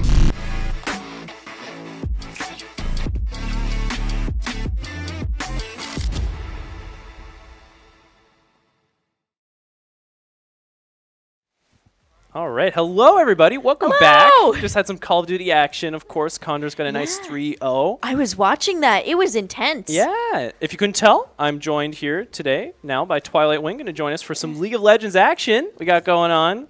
Condors, unfortunately, did not take that first game. No, I saw that. I was like, get him, get him, get him. I was like sitting there, like all tensed up. And I was like, yeah, I think you saw more of the game than I did. Did you see both monitors back over there in production? Yeah, yep. Saw how it went. It was a bit of a rough start for the Condors. First blood did go over to University of Michigan, who is our opponents today, and it seemed to just be a bit of a fall off from that point onwards in terms of objectives and kills. So we'll see how it goes in the second game. We saw. Oh, I was about to say, we saw a quick look at the draft earlier. Nautilus, Gnar, Brand, Ash. It seems that Condors here took the Gnar pick from the hands of University of Michigan.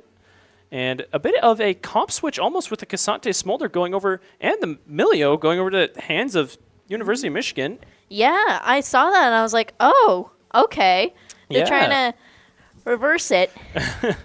Maybe they want to be like, hey, we can do this better than you can. So it's going to be interesting seeing that from them. And then we got the Akali Kindred to final out their picks.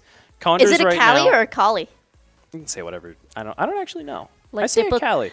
Like Diplocus and Diplocus? Dinosaurs? You're bringing up dinosaur names right now? You're going to talk about dinosaurs?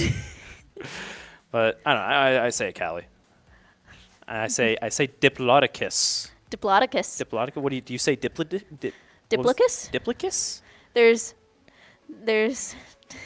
two ways to say it. I don't really know. Okay. I say Diplocus. Diplocus? Okay. Diplodocus. It's the same dinosaur. I'm not going to attack you for whatever different version you choose. It's like tomato. Dinosaur. Yeah, exactly. Well, if someone says tomato to me, then I'll probably have an issue. I'm not going to lie about that one. That's wrong. But we're going to see going into game 2 here. Conestoga versus University of Michigan. Right now, it's already not looking too good. Or no, it is looking good. That's Condors Nautilus are up in the bot 1 lane. kill, yeah.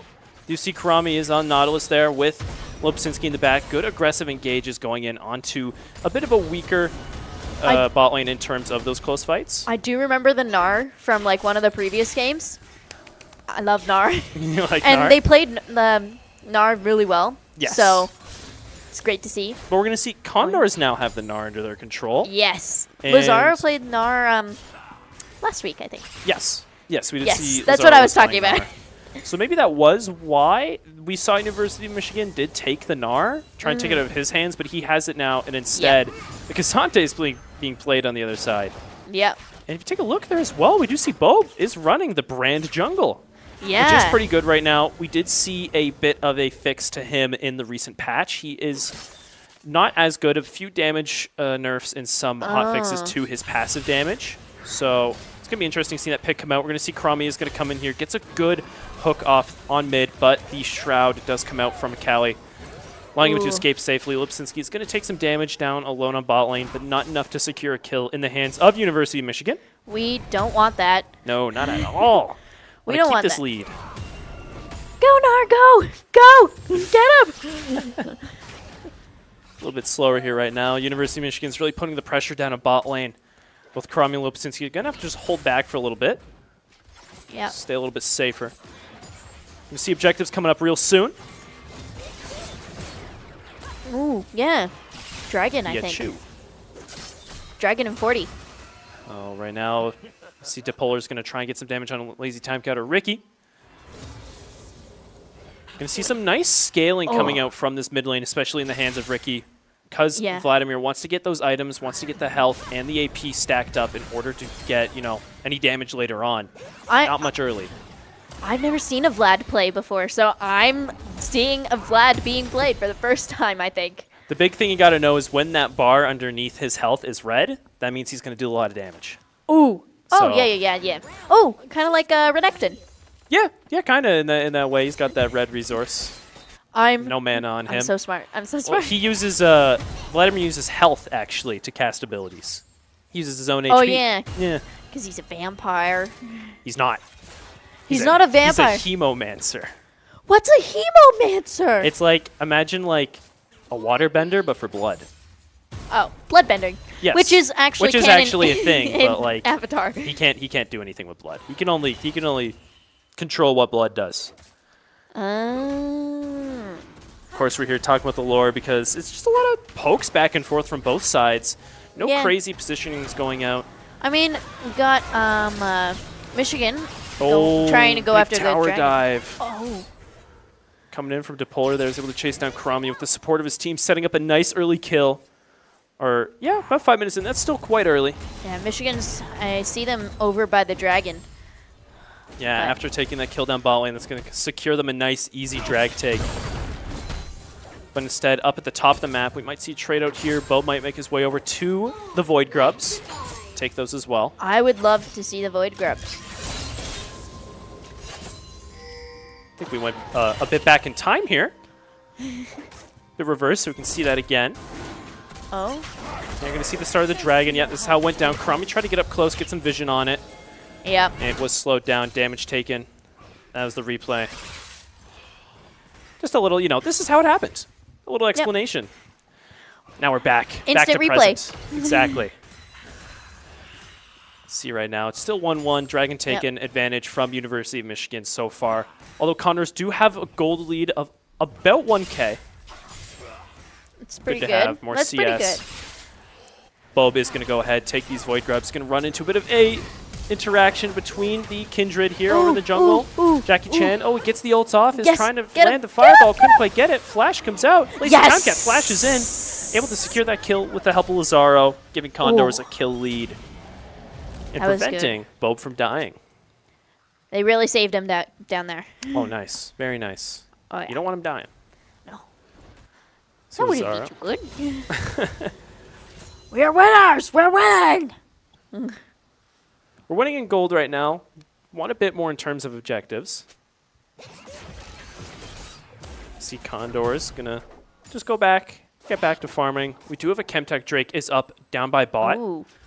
So might see an interaction from both teams coming up here soon as they're going to rotate their way around, both Bob and Jackie Chan.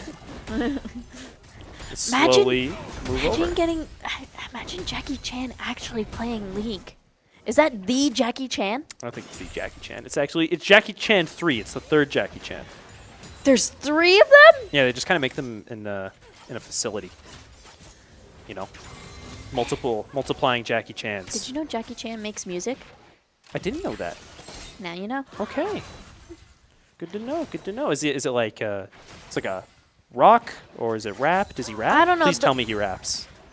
The one I listen to is more of like a, I don't know, not Frank Sinatra, but like similar vibe. Oh, that's nice, nice. We're going to see a nice crystal arrow comes up from Lobsinski here, lands all the way on over to PokeX Bro. Ooh, Of course, you're going to flash. Trading that ultimate for that summoner spell is really nice. I really like that Nautilus skin. Looks cool. I forget the name of that one. Night. Night Nautilus. You have day Nautilus and you have night Nautilus. Daytime, nighttime. Daytime, nighttime. I think that was the worst pun I could have ever made in my life. I think Condors going to rotate their way over, try and get this drag here, especially with Bob up on the brand. Oh, yeah. It's a lot of easy damage, and they'll be able to take it quickly. Oh, Bob accidentally Pillar Flamed the ward there. That's okay. Whoops. Sometimes Condors, yep. you just get trigger finger and you just hit a button. Sometimes things happen. Misclick. That's okay. Right now, Condors. Yeah, going to rotate around, get dragged.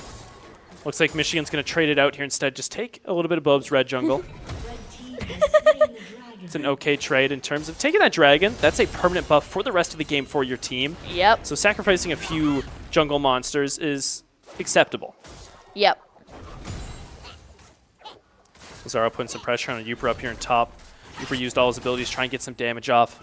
That's once again, I was talking about earlier, this matchup between Gnar and Cassante is really in Gnar's favor because of his mobility, because of his max health damage he's able to get off. I've seen the Gnar do really well. Yes. And I'm rooting for Gnar. Hope you are. He's the Condors team. Only Gnar. Only Gnar. Gnar! Your team Gnar. Condors do the advantage now. Up 1 dragon. They got the Chemtech under their control. Nothing crazy coming up, just, of course, running it back down, getting some farm down bot lane. Yep. Condors are holding that gold advantage really nice so far. Take a look here, see some items up on the screen. Yep. Real quick, notable, we did see Ricky did get a nice early Hextech rocket built because he's up 101 in terms of KDA.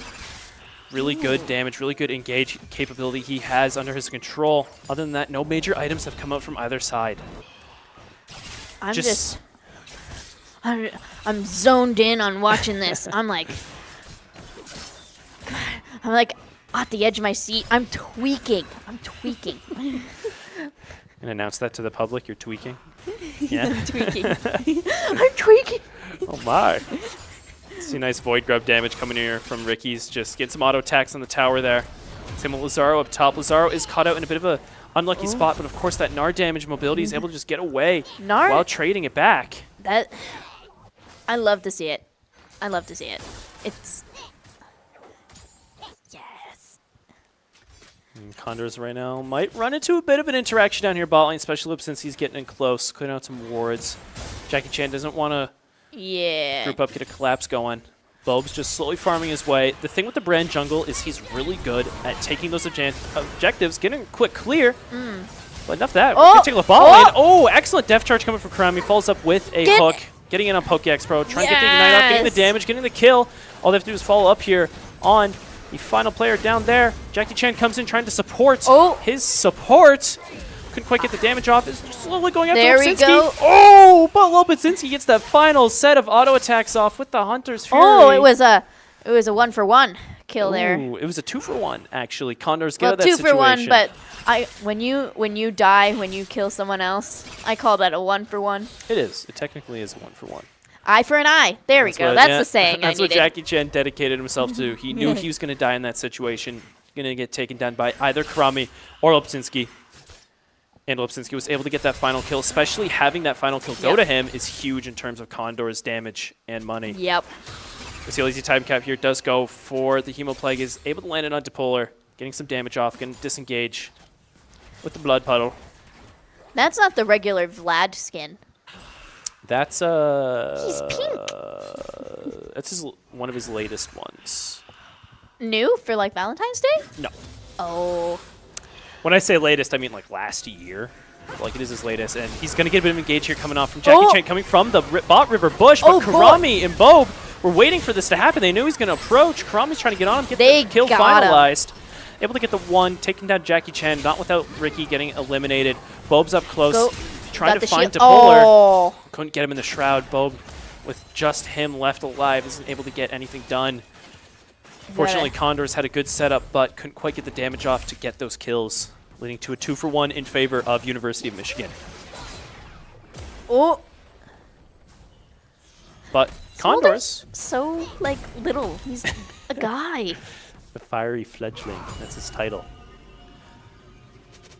Gonna see right now, Condors do have a nice, good advantage in terms of gold. They're up about 3K right now. That's really good. I think we're gonna get this one. Yeah, you think it's a favor right now? Oh, absolutely. Look at us. We do have the gold advantage. We are up by 1 kill, but anything can happen, of course. Anything can happen, and I'm hoping for the best. Zaro got a good re-engage. Yes! Nice, good kill up there, going out. Leading the Cansante up there. Uber getting a little too close to tower, taking a little too much damage. Setting up an easy kill for Lazaro. It was beautifully done. All planned.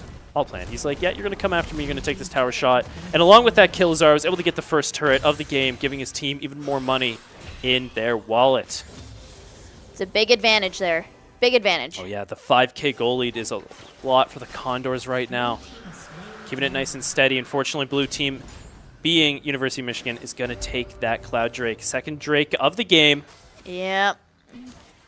But that's okay, because Condors still have a nice advantage right now. Karami's going to get up close. Maybe able to get a hook off here. Oh, I'm going to take a look at the scoreboard real quick. Okay. A few major items are coming out from both sides, of course, as we are about 15 minutes into the game. Lazaro's getting caught out in a bad spot here. Yuper's getting a good engage off, and I'm waiting for Jackie Chan to follow up. Oh. Gets the soul off, but Lazaro kept the crunch available to jump away. Cat. Oh, might try and get the... Nope, couldn't get the ability 1 recast off just quite. Oh, Smolder coming in. And Karami tried to go in for a good hook. Ooh. Couldn't quite get it, but that's okay. They're able to clear out that vision over in Tri-Bush on the side of University of Michigan. Yep. We don't want the other team seeing us. No, if they can't see you, they can't kill you. Exactly. So, keeping up that non-seeing play style is huge for the Condors. Especially right now, they have a lot of vision cleared out. Ooh, Karami's trying to get a hook under tower here. Oh, so close. It's going to be a bit dangerous, but Lipsinski would be able to follow up with that crystal arrow. Wait, they're going back. Hit him while they're weak. Oh, he's trying. Oh, he's able to get the hook off on Fenghua.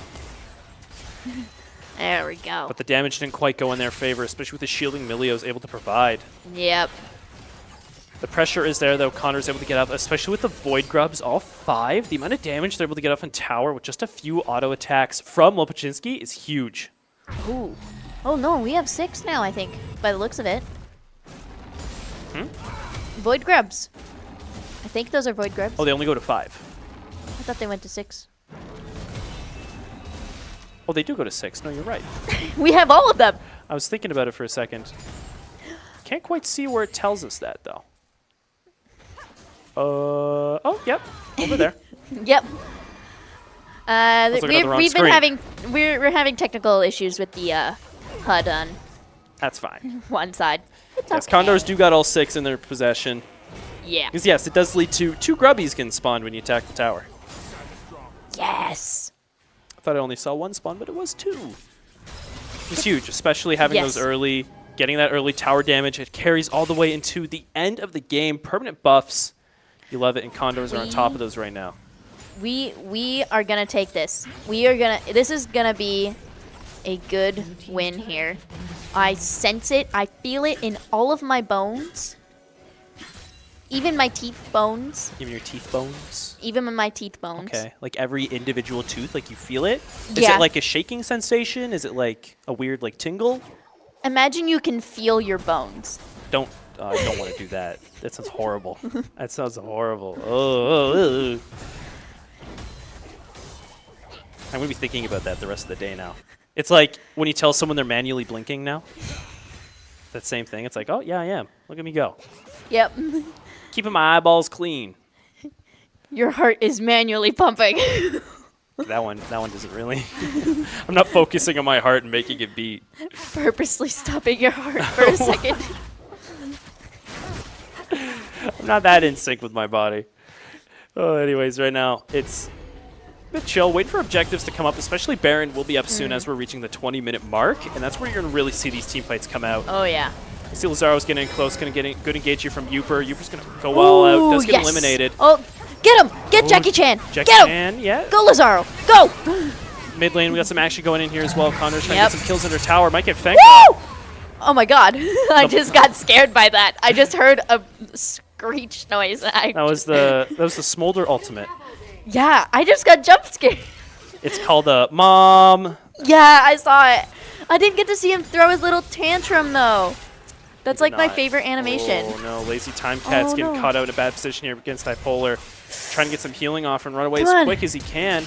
Oh, it's close, but the flash comes up for Dipolar. Able to get that shuriken dash off. Get it knocked him, but he might make it away alive here, as we can see him just under tower there. Yeah.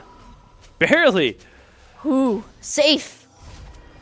Safe. That's good. That's good. Condors got double the kills of University of Michigan right now. Nice steady lead. We're They're doing up still, but 6K well. gold. I like how well we're doing in this round. Yes. I think it's me. I think I'm lucky. Yeah? You're the Condors luck charm right now? Yeah, it's don't blame a loss on me, though. Okay. Blame all the wins on me. Okay. Nothing but the positive stuff? Yeah. My existence here in the studio today is why we're winning. Get the Megan buff? Yeah. Nice. Condors right now moving in. And as I said before, having the Brand as your jungler, as soon as this Infernal Drake came up here, we just watched it spawn, they're already on it.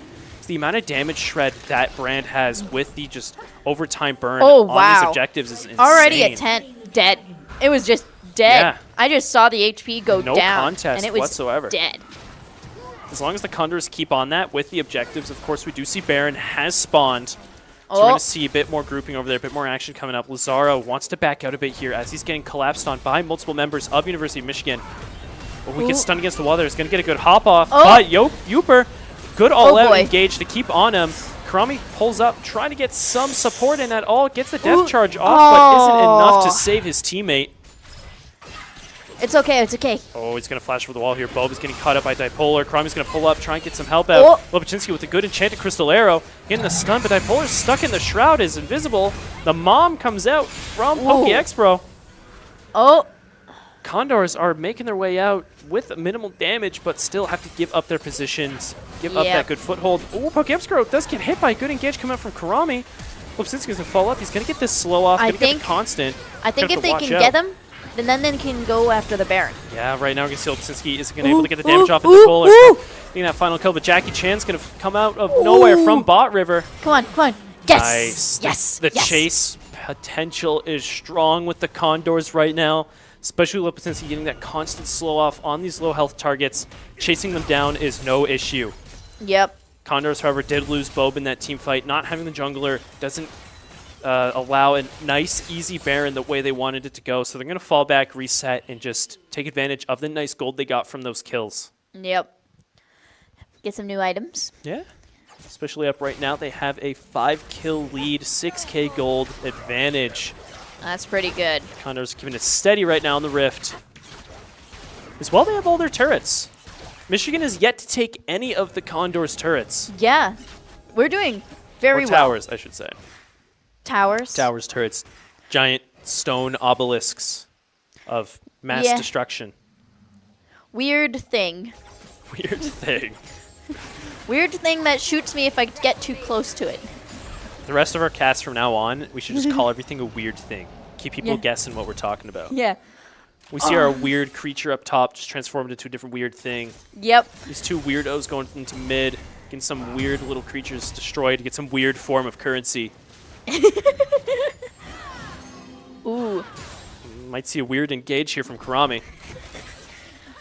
Just trying to back out. We got a big weird, and we got a little weird, and we got a weird with wings. We got weirds of all shapes and sizes and features. We got blue weirds. We got red weirds. Don't even get me started on the weird weirds. Oh. Yeah, those is are dangerous. That's the weird weird. That is king weird right there in that pit. Maybe we should switch back to the actual terms so we don't be confusing people. Right now we're going to see a bit more action being centered around the Baron. Both teams are going to play around it more. Of course, any potential take on that is a means for a team fight to start. Lazzaro's really trying to get the pressure on Uber here to get him pushed away. I really want to see them get that Baron. They're working towards it, slowly but surely. Going to get there. It is interesting seeing Lazzaro have the top lane under his control, especially with the teleport in his inventory, able to be used at any moment. I think he's hearing me talk about it right now. Might make his way down to bot. No, just going to rely on Ricky there to keep that under his control. Ricky, unfortunately, though, if a team fight does occur up top for Baron or of any sorts, he can't get in there as quick as his rival in the mid lane can, especially with the fact he did not take teleport this game and instead opted for the Ghost. Oh, interesting. Oh, right now, though, we're going to see Condors are confident in their ability to get this Baron going. Go, go, go, go. The damage shred we're seeing coming out from them right now is insane. But Uber's going to get in close. A really good mom coming out from PokeExpro. Condors are stuck in a horrible position right now. Damage being taken on all of them from the Smolder. Oh, no, a good Gnar comes out from Lazzaro, but it isn't enough to keep up with the assault of Michigan University. Lazy Timecat's barely getting damage up. Lazzaro is getting kill after kill. Just him and Depolar left alive. A bad fight start for the Condor is going to end up with just one player in Michigan left alive. But although, like I just said, really good engage from Michigan, really taking out those few Condors, trying to take that Baron. That fight should have completely gone in Michigan's favor, and it just barely did, but not enough for them to take that Baron. Ooh. Ending up with quite the best case scenario for the Condors there after that unlucky fight. Take a little peek here at the items. We see Condors do have items advantage. Just unfortunately, they're stuck in a good wombo combo coming from University of Michigan. We see PokeExpro's going for an interesting build on Smolder right now, grabbing the Shojin and the Iceborne Gauntlet. Ooh, I love the Iceborne Gauntlet. Yeah, he's going to opt for a bit more AP later on. I haven't experienced too much of Smolder myself yet. I don't fully know his scalings, but I know he can do a bit of a hybrid build with both attack damage and magic damage. Okay. I don't know. I just like getting the Iceborne Gauntlet because it freezes.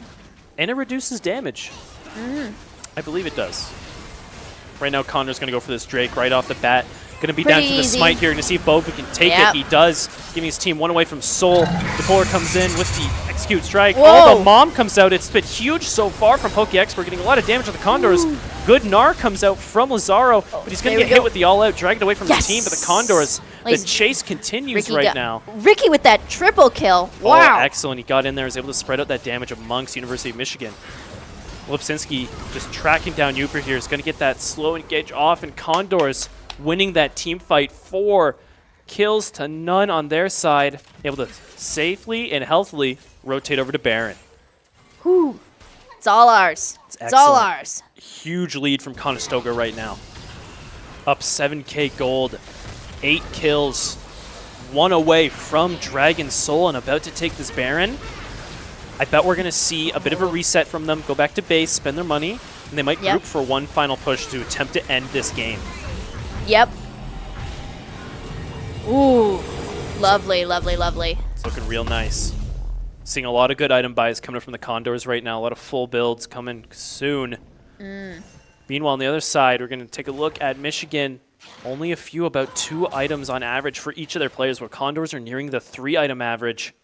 They have a big advantage over University of Michigan right now, especially with the Baron. But seen a bit of a pause. Bit of a pause game coming out right now. I don't know which side it's on. Might be seeing some technical issues. Just sit back and wait for that to go. Yep. But right now it's looking real nice for the Condors. Like I've just been saying. It's all because of you. It's me. It's me.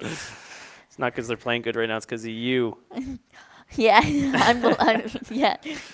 Take a look at the scoreboard here right now. Condors, they got some KD nice and spread out amongst all their carries. Yep. Bob is really in the assist department right now, which is interesting on the brand. Because Brand is usually a big damage dealer. But with the Rylais, with the Leandries, it seems he just wants to spread the fire passive as much as he can, get the blaze off on majority of Michigan's team, and set up a nice, easy kill for the rest of his teammates, especially Lazar and Lopchinski getting in there, getting that nice, easy damage off. Lazy Timecat getting it spread out as well. Condor's comp is working perfectly for them right now.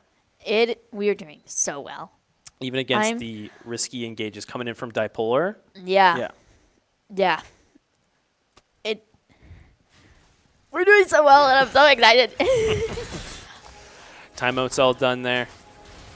We're back. Break. Back to, like I said, most likely the final push for the Condors coming out here, or at least attempt. I won't guarantee it. Anything can go wrong. Anything can go happen. Anything can go happen, yeah. The English is Englishing right now. Condor is going to push up, make their way down mid, try and get this first tower destroyed. Fortunately, see a bit of a freeze here. Oh, there we go. We're okay. It's okay, but bit of a hiccup. Good damage coming out. Get that tower. Talk about those Void Grubs earlier as well in this late game. Of course, it's just surmounting to tons of tower damage. Just a few auto attacks, and you can take that turret. Condors are just going to pull back and wait a bit. They're going to have Lazaro down in the bot lane, slowly push up that wave, make his way and apply pressure down in the bot lane tower, try and get closer to that inhibitor. Yep. They don't want to force a fight, especially with the fact Lazaro isn't with them. It doesn't have that TP up. They're going to play a bit safer. Yep. We just got to put on a little defense phase, and then we can put on our offense phase. Yeah, get these lanes pushed up. Just try and split up the attention of University of Michigan. Get top advanced more. Lazaro's coming in through bot. Oh. Almost want to see a 1-3-1 from the Condors here right now, but they want to stack on these turrets and get them nice, quick, and easy. Yep. See right now. now. If you get all the turrets gone, then you've got 3 different lanes with minions coming in from. Oh, we're going to see Dipolar's going to give up the lane pressure to Lazaro down bot, especially with him having the Baron buff up. That's not something you want to do. He's going to get pressure on that tower soon, possibly. He's going to back out, take those Krugs, let the rest of his team slowly make their way to top inhibitor tower. Yep. Oh, we got that bottom one. We got all of them.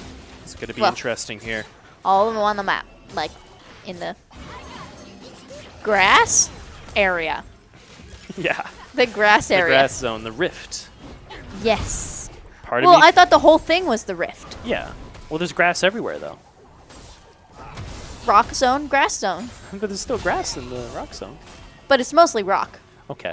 I'll give you that. It is majority rock over inside the bases. Base, and then there's grass. Oh, with Bob getting low here, I might see a team fight brewing real quick. Lazaro's stuck in a bad spot. Oh. Yuper's going to go all out. Lazaro's just taking constant tower damage, unable to contend with the lifesteal coming up from Yuper. Unable to move. He's going to lose his Mega Gnar form. Gets eliminated, losing the Baron buff, but I don't think it's that much of a loss because they were going to lose it soon. The shutdown in majority is what the Condors did not want to give out. We're still doing pretty well. Yes. Up 7 kills. Still, University of Michigan has not taken a single Conestoga tower. Which is crazy. So crazy. I'm just hearing some of the voice lines, and I'm like, who said that? I don't have all day. Conestoga right now no longer has their Baron buff, but still has a map advantage, especially... We do have those dragon buffs still. We do. We're actually nearing the 4th dragon. Might spawn real soon. Condors want to take that. Bob's a little caught out here. Oh. Going to get the attention of Dipolar and Yuper. Ooh. The mom comes in. They're just trying to get this kill on Bob, but Bob does not go down without a fight. Setting up a lot of damage for the rest of his team to follow up on. Timecat's in there. Is going to get a huge amount of damage out here. Yep. Get some kills out. Yep. There we go. Paved the way for the rest of his team to move in. Jackie Chan left alive over in Blue Jungle. Condors with a beautiful team fight. Overwhelming amount of damage. Michigan's unable to contend with. Ricky's going to slowly make his way in, get this final kill. Ace! Oh. Condors just wiping out the entire University of Michigan team, while only losing one of their players, is going to pave the way for breaking into their base and most likely ending this second game of this series. With a win! With a win! There's another game after this one, because it would be tied. We will go to game 3 if Condors do manage to win this here. Manage. Well, we do see some respawns are going to come up from University of Michigan. Butler's going to come up here. I think Condors, they're just going to take that one Nexus turret, going to take this inhibitor. Although might see a team fight coming out here. Yep, if University of Michigan does not manage to win this, it's going to lead to Condors going to be able to take this game. PokeXpro has reached a point in which his Fire Breath can get an execute off, however. Leading to a huge damage advantage coming out from University of Michigan. Condors want to end this game out soon before the bot laner on U of M's side can scale anymore. We got that other dragon. We have 4 dragons now. We now have the Dragon Soul under our control, that being the Infernal Dragon, leading to a lot of burst damage. What's the Dragon Soul? I've never heard of this before. It's when you collect 4 dragons. If you get all 4 before the enemy team can, you get a special buff to your entire team for the rest of the game. Oh! Each different Dragon Soul has different buffs. Okay. So Infernal Soul, of course, is the DPS Dragon Soul because it is the DPS dragon. So it just depends on how many dragons you get of one thing. No. The soul is preset at the start of every game. Oh. It's determined, yes. So we're going to see Baron's going to spawn in here. Condors already have their group teamed up on it. We need that. We want it. We want it. They're going to shred it so quick. They have so much damage at their fingertips. It's going so quick. No contest. Lipsinski gets the Enchanted Crystal Arrow. We'll see it just barely misses any of Michigan's players. Condors right now with this Baron advantage, with the enemy base cracked open. They're going to get a nice good push going in here. They're wide open. Oh, yeah. Wide open. This should be a nice, easy team fight for them as well, especially with the amount of items and damage they have in their favor. We're going to see Cromie's going to hook his way in, get a nice depth charge off on Jackie Chan. The bomb does come out for PokeXpro. Bove is caught out, but Lazy Timecat's able to get the Crypt Bloom healing off and save him. But since he's caught in the back, is able to get rid of Bipolar. Condors are losing some players, but not enough because they get and that advantage. Second turret over by the... I almost called it an incubator. With that, we see Condors taking game 2 with quite the lead. 20k gold at the end there, 15 kills. Like wonderfully done. Victory, game 2 for Condors, leading to 1-1 in this series. We're going to go to a decider. Going to see a third game. They got to win. They got to win now. They got to win now. 100%. They got to win. 100%. Thing is, they might just ban all the characters they used in this game. I sense it in my bones. They're going to ban their whole comp. That's what you think is going to happen? The thing is, they banned champions earlier that the Condors could have used to win with a different comp. So you'll see. But after that game right now, Condors are looking real nice. Gotta admit. They might do it. They don't. I think they might do like a Gnar ban. That would be so sad. But they have a player that plays Gnar as well. Yeah. Maybe. But I really want to see more of Karami using the engaged supports. He was really using the good roaming potential going around the map as Nautilus, getting those hooks and getting those engages, setting up nice, easy kills for his team. And if he keeps that up as well in this third game, I think we will see a Condors victory, especially with the support he can get from giving his teammates those advantages. Lazaro as well, being an excellent top laner, getting those kills all on his own, taking himself a solo advantage against his laner is huge, because when you don't need to constantly request support from your team, you can let the jungler go elsewhere, the mid lane go elsewhere, go roam around the map. Yeah. It works out perfectly. I like when you don't need help. I've played top lane before, so being able to do the top lane by yourself, it's great. Yes. And it really helps other people too, because they're able to do their own thing, and you don't need another person helping you. Yeah, send that help elsewhere. Yeah. Exactly. We'll hopefully see that in the game 3 coming up soon, but until then, we're going to throw it to a quick break, and we'll be back.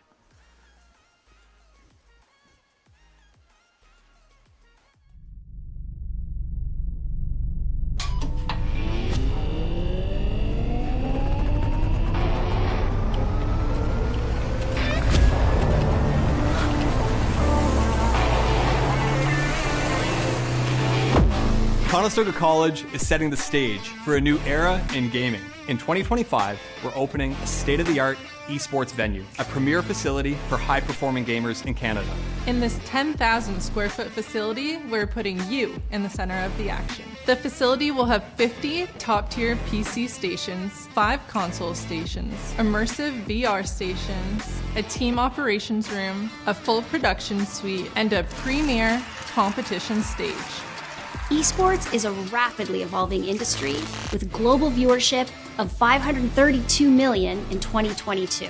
This initiative goes beyond esports. It's also a platform for forging bonds, making memories, and creating connections. Since 2020, Condors Esports continues to evolve, providing industry-leading facilities and experiences to the esports community. Conestoga's esports venue expresses a sustainable and intentional future to compete, play, and work, all powered by gaming.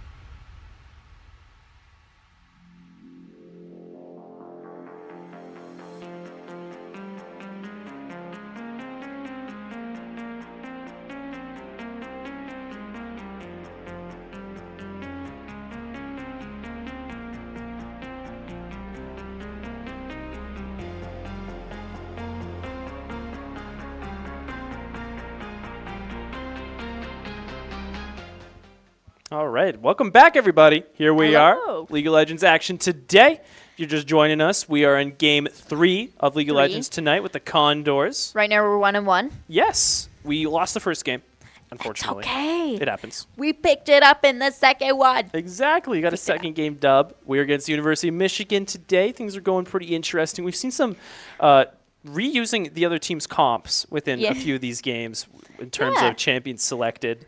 So it's fun to see. We saw the Smolder get used. We've seen Smolder twice. Yeah. He is my son. He's your son. He's my son. He's a very cute little guy. Yeah. And we also did have Call of Duty earlier. Once again, if you're just joining us, we got a nice 3-0 there. Big dubs for the Condors. Hopefully going to follow up this League of Legends series tonight. The Game 3 win, able to take it. We're going to find out soon. We're just getting ready to jump into draft. So what do you think is going to happen? You think we're going to see Smolder again? Even though I want to see him again, I don't know. It would be funny if they banned him. You think they ban him? He hasn't done too much in the first 2 games, to be honest. No, not really. I think... Oh. I know you want to see Gnar again. I want to see Gnar again, and that brand did really well. Yes. But I think they might ban those two. Talked about it earlier. We did see the Condors come up with the brand Jungle, and it's just such a big staple because of the fact you can just annihilate jungle monsters and objectives through the sheer amount of burn damage he has. Womp, womp, womp. There's the Gnar ban. Womp. On the Condors side, too, which is interesting because they used it to win last game. Yeah, but okay. Game 1, we did see Michigan had Gnar as their top laner, and they won that game. So maybe Condors are saying, hey, your top laner is probably going to pick first to get that power pick. Yep. We'll just ban it instead. They banned Nocturne. Okay. Yeah, Michigan didn't want to see Nocturne at all. We have seen Bob has made some really good round-the-map plays on Nocturne. Oh, Cassante. Nice. We've seen Cassante in all 3 games today now. Yep. Not always on the same team. But Condor's going to claim it this time right off the bat. First pick, taking Cassante. Top lane's had priority all 3 of these games so far. Really interesting to see. And Condors as well did also go for that Aurelion Soul ban, I want to know once again, because of that first game and the recent buff he's got. What is it? Oh! Sorry, I got really excited about Twisted Fate. Twisted Fate? He needs new art. He needs new art. It's so old. He needs It's not that bad. I like the pose. He's cool. The pose is cool, but it's like his design is a little outdated. It is. And I think they should fix that. Riot. There's a few people first that need a bit more of a visual update than Twisted Fate does. But we're going to see. That's going to be the mid lane pick for sure. Yeah. Don't know what Didn't Twisted Fate get a buff too a few weeks ago? Not this patch, but the patch before. He did get a big change to his kit where he can do an attack damage build instead of his usual magic damage build. And it revolves around him hitting critical strikes. Yeah. So you are able to go that, and it is pretty good, but it just really depends on what amount of damage types your team comp has. So it's very hybrid, very flexible in terms of playing Twisted Fate. Oh, Senna. Okay. We're going to see, Condors are going to go for the Senna pick, and I'm going to bet already that the second bot lane pick is going to be Ashe, because Lopesinski, Karami... Ooh, the brand. Lopesinski and Karami like doing the Ashe Senna combo with the huge amount of slows they can get off. And then there you have it, the brand pick. I think that is a really, really good pick for the Condors, especially as we saw last game. They had total objective control coming out. Oh, yeah. We had all the grubs. Oh, all the grubs, almost all the dragons. We gave up 1 dragon. Yeah. All the barons as well. And right now we're going to see jump back over to Michigan. They're going to grab the Blitzcrank. You don't want to see that too much, especially if you're going to have the Senna support, not able to have a tanky support to jump in front of those hooks, be able to fend off any attacks if you do manage to get in those engaged fights. So already Condors are going to have to play real tricky in the bot lane. You gotta go fast. You gotta swerve. Zigzag. Serpentine formation even. Yeah. Condors right now going back into ban phase 2 for both teams. Michigan's going to give it to Natalia. Nautilus, no! Yeah, Condors had a good game last game with Nautilus. I was saying it at the end. Karami was getting some good engages off, roaming around the map. Michigan's going to deny any possibility of that happening again. Yep. And we got Yone banned on Condors. Oh, and Akali. Okay, yeah. It's interesting seeing the Yone ban. I believe that is going to be targeted at the top laner because Condors are going to rely on the fact that Maokai is going to be the jungler of this game instead of the top laner. So it's really interesting to see that as the mid laner was already picked. You see bot lane. Oh, Varus? Zaya? We'll decide eventually. Just, pick one. Pick one. Flip a coin. Yeah. The Varus does get locked in, however. Yep. Major attack speed character. You can't go AP. I heard you talking earlier about how Varus has 3 souls. We talked about that the other week, but yeah, I was letting, we talked about it. No. And then, yeah. Just making sure he's in the loop. Yep. We gotta let everybody know that he has 3 souls. 3 dudes. 3 guys. Oh, nice. This is a really good pick from the Condors right now. Grabbing that Leona. As I was saying, just having that tanky support player to be able to tank those hooks, frontline those fights. It's going to be interesting seeing the Senna Leona, however. We might see the Senna as the support and the Leona instead as the CS farmer. And then finally, going to round it out with the Vex mid lane for the Condors. Good artillery mage. Good amount of CC. Solid team comp overall. I actually like Vex. I used to watch a lot of Teen Titans when I was younger, so like her vibe, it gives Raven. It does give Raven, yes. And I'm just like, wow. Wow. Wow. Wow. Michigan's going to find that out with the Hui pick. I've never seen Hui played before, so. Well, you got a lot of abilities to keep track of. Could have picked Jin on the other side. Why'd you want him to pick Jin? Because they're best friends. Oh, they're not best friends. Mortal enemies. No, I think they're really best friends. No. They're secretly best friends. Literally, the game gives you a mission to kill each other. They're best friends. You hit level 13 and the game says kill each other. Best friends. Wow. I don't know what type of best friendships you have, but that's... It's best friend behavior. It's quite the dangerous situation for you. Now it's going to finalize the draft. We're going to take a look right now. Both teams here. It is going to be the Maokai in the jungle, and then the top laner for Michigan here might be Twisted Fate. That would be interesting to see. Yeah, because they didn't really have a dedicated top laner, but the jungler is definitely Maokai. I don't see any of those other characters being able to play jungle. Twisted Fate jungle. Maybe. I don't think so, though. I doubt it. Unless they just want to give Game 3 to Condors, I doubt it. I want to one day see Yuumi top lane. Not here.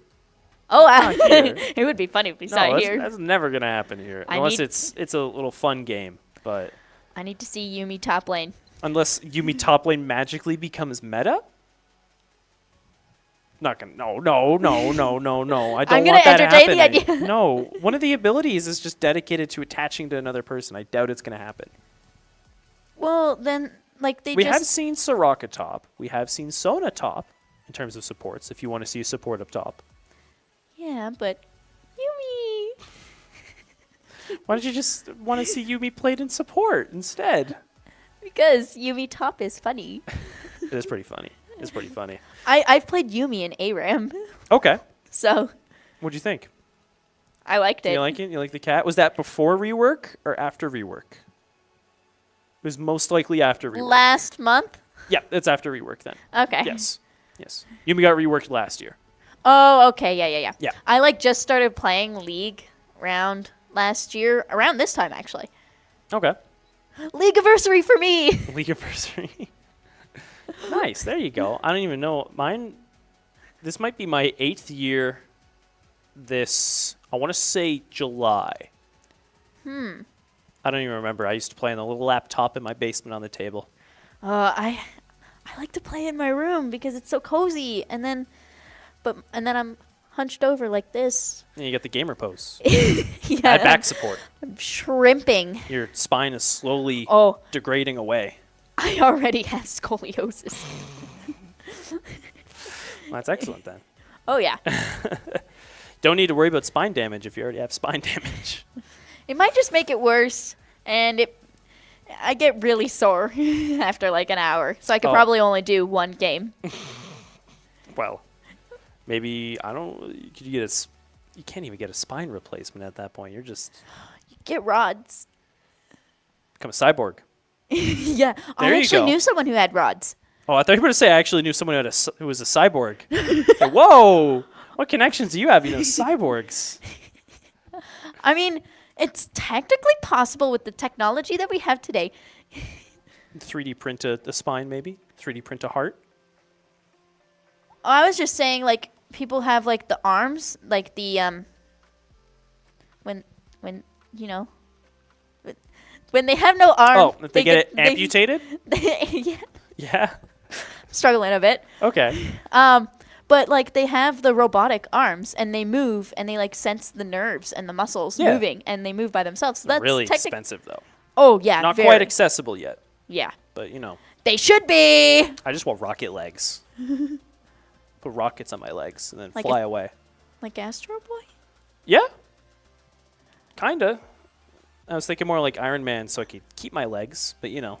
Oh, so like an exoskeleton. Yeah. Yeah, that'd be a bit better. Okay, okay. Yeah. That. Well, Astro Boy's actually, full robot. Actually, fun fact Hacksmith, which is located in Cambridge, they are doing a bunch of Iron Man stuff. Yeah. Yeah, I keep up with that too. Yeah, Hacksmith, really cool YouTube channel. He makes different science fiction stuff. Even They had like a whole new proto saber that they made. Yeah. Where it's the long one. He just goes out there, the whole channel, they just craft stuff from like their garage pretty much.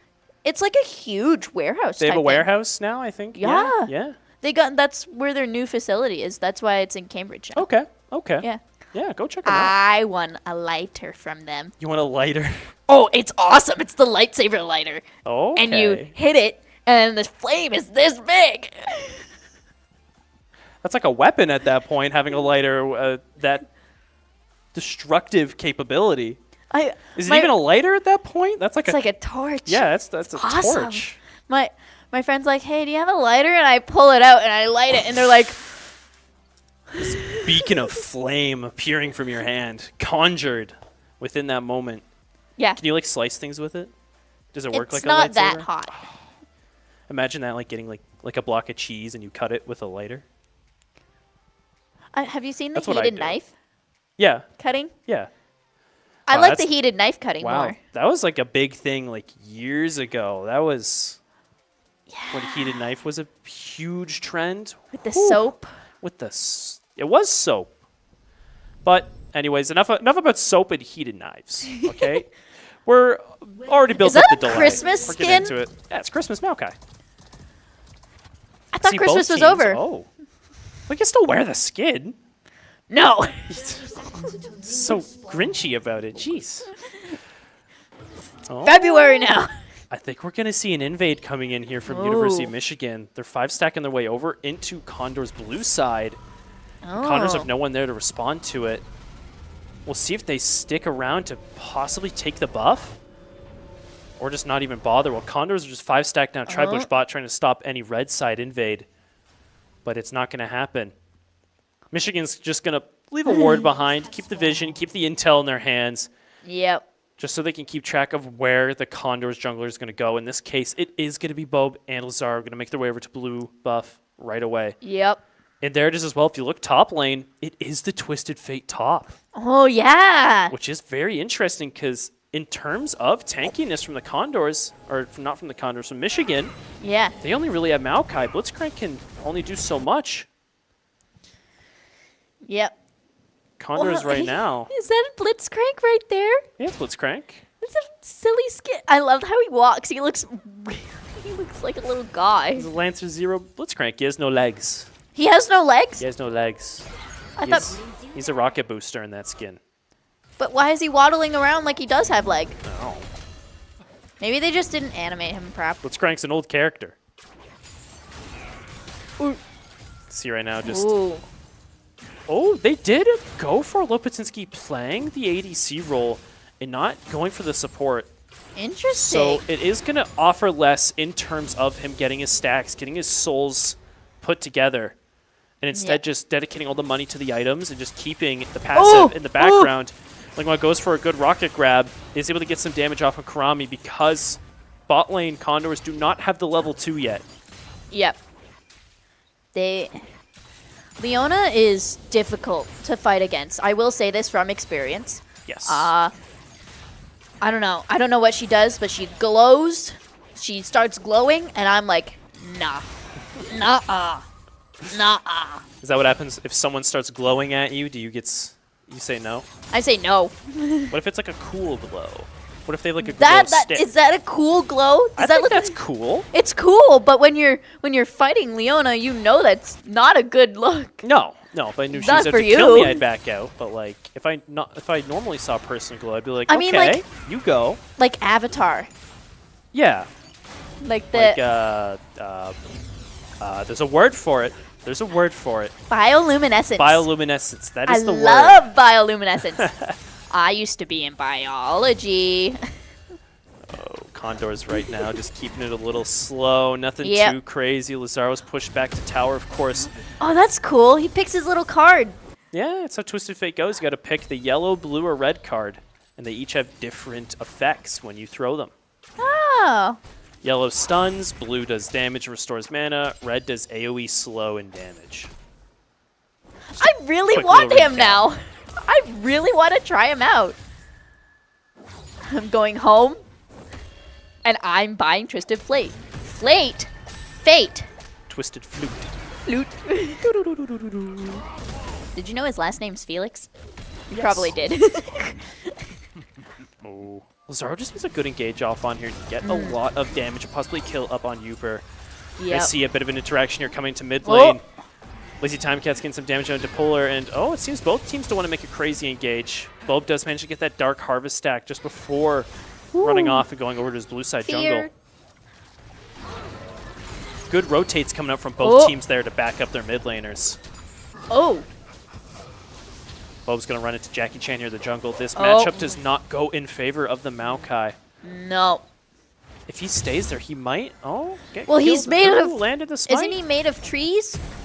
Fire Wood? burns trees. Wood and fire do not get along well. So in this situation, both realistically and statistically has the advantage. Yep. We need that though. Fire burning tree. We don't want fire burning tree. We don't. What? We don't want fire burning trees. Not here, no. No. In the game, yes. Yes. Around here, no. I'd prefer the trees stay not inflamed. Yeah, I'd rather be able to breathe. Yeah, that's a big plus.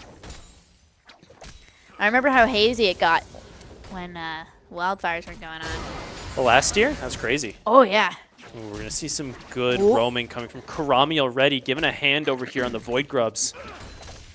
Once again, using that early brand damage in the jungle to get these objectives as soon as they're available.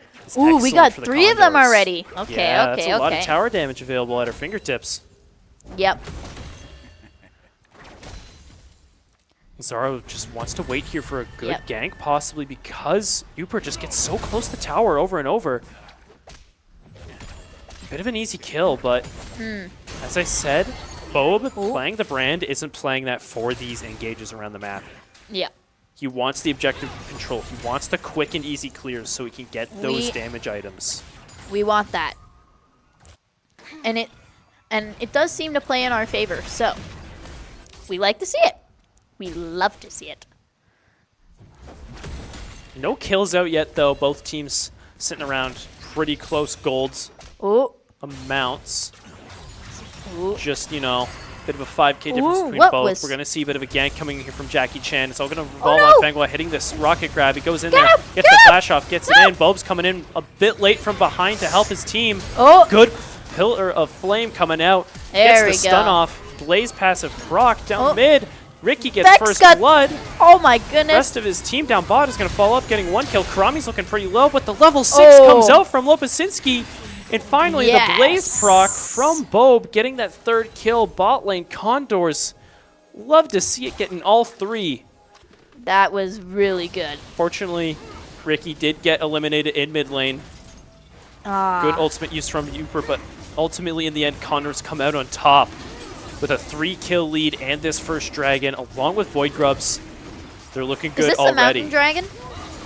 That one right there, I can't tell. It's on fire. I think that's Chemtech. Yeah, that is Chemtech. Oh, Chemtech. Hope since he gets some good souls off that, but they're going to have to look out here. Oh. Caught out. The Hex Flash comes out Oh, no. from Fanghua. Getting the rocket grab on Lipsinski. Lipsinski's just going to accept it. Stay back, maybe get some souls out and get eliminated. Oh. Fortunate, but Condors had to dedicate that dragon even if there was Michigan players coming after them there. Yeah. Oh! Good engage coming from Lazaro. Unfortunately, the bone plating did go off in favor of Uper. Oh.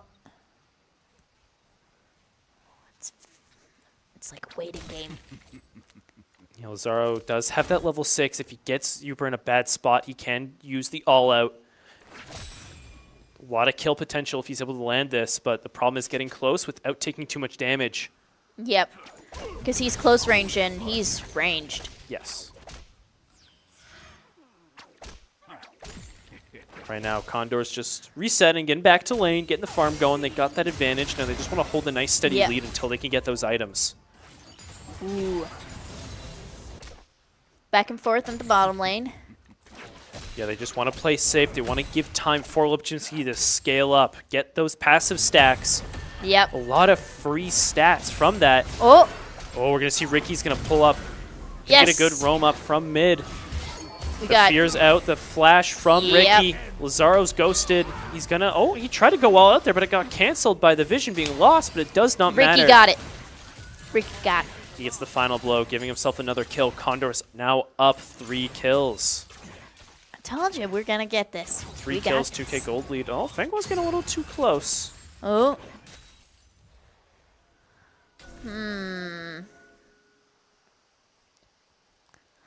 Where are they going? Might see Dragon coming up here in a bit, though. Void Grub's about to come up as well. The Bob's perfectly already up there in the right position while Jackie Chan's down bot, just kind of roaming around. Might do a bit of a jungle trade here, make his way into Bob's jungle. Oh. We don't want that. We want more Void Grubs. We take the trade. We do want that. We do want Jackie Chan to make his way into our red jungle while we take all 6 of these Void Grubs in the end. Beautiful engage from Karami there, allowing a nice, quick, easy kill down in bot. Lobachinski's able to chase down Fanghua, taking the movement speed, keeping an easy kill in their grasp. Karami landing another Zenith Blade, getting Double the engage kill. off on Jackie Chan here, trying to keep up with him. Uses the Solar Flare, hits it in the center, gets the stun. Lobachinski avoiding the roots coming at him. No root available. Is able to get a third kill under his belt in this instance, leading to 4 kills overall. We see Timecat's falling after Puller. Does get the ult off, is on him. Getting the CC connected. Puller flashes over the wall. Condors do not have the summoner spells to follow up, but Lobachinski with the range. Wow. Ooh. What a lead for the Condors to secure. And we have all 6 Void Grubs. Ooh, a good stun denial from Lazaro up top lane. He's trying to stack up as Natofo strikes. Get a good attack here off on Uper. Uper puts out the ghost. Is going to run away under the Condors tower. Is going to get the ultimate off. Might be able to get out of here. Just like that, weasels his way out from a good gank from the Condors, but at the expense of the summoner spell and an ultimate. Yep. Now he can't use that summoner spell for maybe like what? 100-something seconds? At least. At least. I don't know the exact cooldown on Ghost right now, because it changes. I just know they're all about 100-something seconds. Yes, they're all minimum a minute. Good rocket grab dodge from Lipsinski. The Zenith Blade lands once again. Karami is in there. He can't quite get after the Blitzcrank on Fanghua, but he will be able to re-engage over here. Go after PokeExpro. Condors just keep getting the ball rolling down bot. Keep that momentum going. Lipchinski's up ahead by a bunch. Ricky comes in with a little teleport just to say hello, and then he's going to make his way back mid. 8-kill lead from the Condors right now, up 4K gold. Objectives secured as well. All the Void Grubs. 1 dragon so far, with the second coming up soon. Most likely going to be put under their control because of this lead they have. Yep. Already smelling like a Condors victory. Yes, I told you. It's in my bones. It was in the bones. It's in the bones. The bones never lie. Nope. Don't have a lying bone in my body. Nothing but truthers the bones are. Lazaro's going to get in here on Uper. Uper already used the stun card. Bone Plating comes out all out from Lazaro. Lazaro's on him. Come on, He's going to have to use the Ghost because the stun card's going to have to hit these Natofo strikes. Lands it, gets a nice solo kill up top. And just because of that, you can already tell His dead body how just lying there. the pace of this game is going. He was kind of positioned like that one Peter Griffin meme. Where he has his knee? No, where he's fallen over and dead. Oh. Okay. That's how he was lying. There's a few of those. Krami couldn't quite land the Zenith Blade off in there. Fenghwa's going to get the rocket grab, a Time Cap, but Time Cap's able to... Or Ricky, I should say, is able to get the fear off. Fenghwa got a lot of movement. He put down the 1 health. No! Bob in the back's going to have to look out. He's dealing with a lot of Michigan players while the rest of his team is rooted off the distance.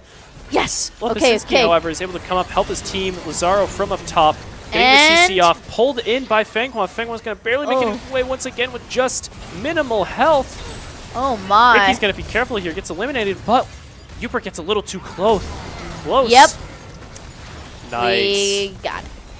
Condors making it out once again with an unbelievably successful team fight under their belt. 10 kill lead now. Wow. Up 5k gold. Gonna be able to take this next dragon that has spawned. I believe that is Cloud? Cloud or Ocean? Minimap's a little small. I can't quite see the symbol. It's Cloud. It is Cloud. Cloud. Gonna wait for Bob to... It is in the top left. My bad. Yeah, my bad. You're the one who is delusional. Oh, I know that already. I know that. I've been feeling a little silly crazy for the past 5 years. It's a lifestyle, you know. You gotta keep up with it. It's not a phase. It's a lifestyle. Well, it is a phase. It's just my whole life is the phase. Then that makes it a lifestyle. A life phase, phase style. Condors right now are getting up. Krami does get hooked in, but has the resistances to survive. Both teams preparing for a dragon fight here. They want to take this Cloud Drake, not give either side an advantage whatsoever. The Cloud Drake movement speed, right? Yeah. I'm remembering. Condors right now want to reset real quick. Give Michigan some space as they don't have the resources to win a team fight if it happens. Get up the health, maybe buy some items.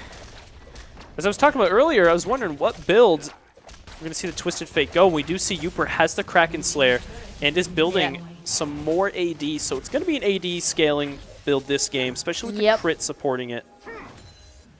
Michigan does start off a bit of damage on the drag here, but it's going to have to back out, giving space to Conestoga to push in and take a foothold. We want it. It's our dragon. Condors are going to have to grab the number advantage here soon. Get ready, because Michigan's collapsing, making their way in. Ooh. Slowly but surely getting closer and closer to a possible team fight appearing. Lepicinski here doesn't want to get caught by the rocket grab. Flash comes out for Fenghwa, but misses. Lepicinski with a nice sidestep. Look at the damage coming out from that Senna that already. is insane. Just what they need, but Lepicinski's going to have to avoid the root grasp. A flash comes out, yellow card onto Lepicinski, but he has the cleanse. He's ready. Good final dawn. Good follow-up from Ricky as well from the bot river. Condors. Double kill. Kills after kills after kills right now. Love to see it. They're just winning these team fights with ease until Ricky explodes. But that's okay. Until he explodes? Until he explodes, like he just did.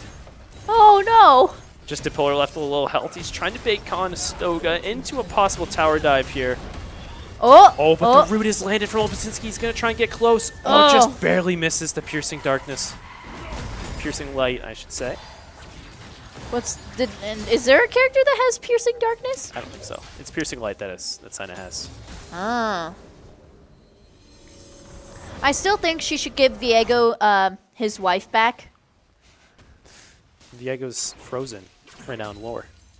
He's frozen? He's frozen. They frozen solid. Not able to do nothing. They just put him in cryo freeze. They covered him in super glue and he's not able to move. I think cryo freeze is a lot more fun. No, I think it's a lot more possible in the League universe, you know, just freezing someone in a thing of ice. One of Singe's main abilities is glue. It's super glue. What? So you never know what that guy might be cooking up in that lab. Why is Sinjin playing with glue? I bet he's eating it. It works. I think he's eating it. I don't blame him. You eat glue? How do you know what glue? I do not eat glue. I think Sinjin sounds eats yucky. glue. I think he does. Oh, probably. I bet he gets the sticks and Super glue. And then he like untwists them and he just takes a bite out of them. The forbidden push pop. Yeah. Condors right now are going to make their way over collapse on this dragon. We It's want been up that for a movement little too speed. long. Yeah, but with the amount of team fights Conestoga has been winning, they have that damage advantage. They are confident in being able to push back Michigan if they respond. Yep. We got it. We got it. Karami once again gets taken in with the rocket grab. Ooh. But it doesn't quite work for Michigan. It's almost just a bit of a mana waste in the hands of Fenghua. Yep. Oh. Eat the berries. Another tower secured down bot. Red team's turret has been destroyed. Gonna see Rift Herald taken from Conestoga as well. The objective control this game is phenomenal. Same as last time, the brand pick is just doing wonders for Conestoga. Yeah. Wow. I'm hearing everything. Get all the beautiful League of Legends soundtrack you know and love. Yes. Oh.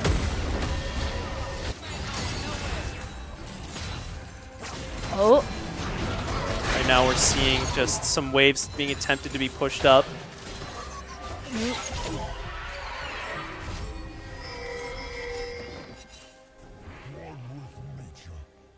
Both sides are just waiting for any interaction to happen. There's no real objectives up right now to force a team fight, but coming upon the 20-minute mark in this game, we're going to see Baron pop up soon. Yep. And I believe Conestoga, they're making way over. Lazaro is down bot, but he has the TP up if he needs to come help just in case. Do you think they'll get Baron this? I think they have the potential to grab a nice early Baron as soon as it spawns. Yeah. Especially with the amount of damage they have available right now. Oh, absolutely. So we're going to see. Here he comes, slithering his way in. Ooh. Most of Michigan's players are down bot right now, so they don't have a quick response if Conestoga does start this. Since he's going to take this top turret, get the wave pushed up in their favor. We want that. Oh, Karama just barely missing the Zenith Blade engage. Oh, the Rift Herald coming up. Volchinski is going to put it down.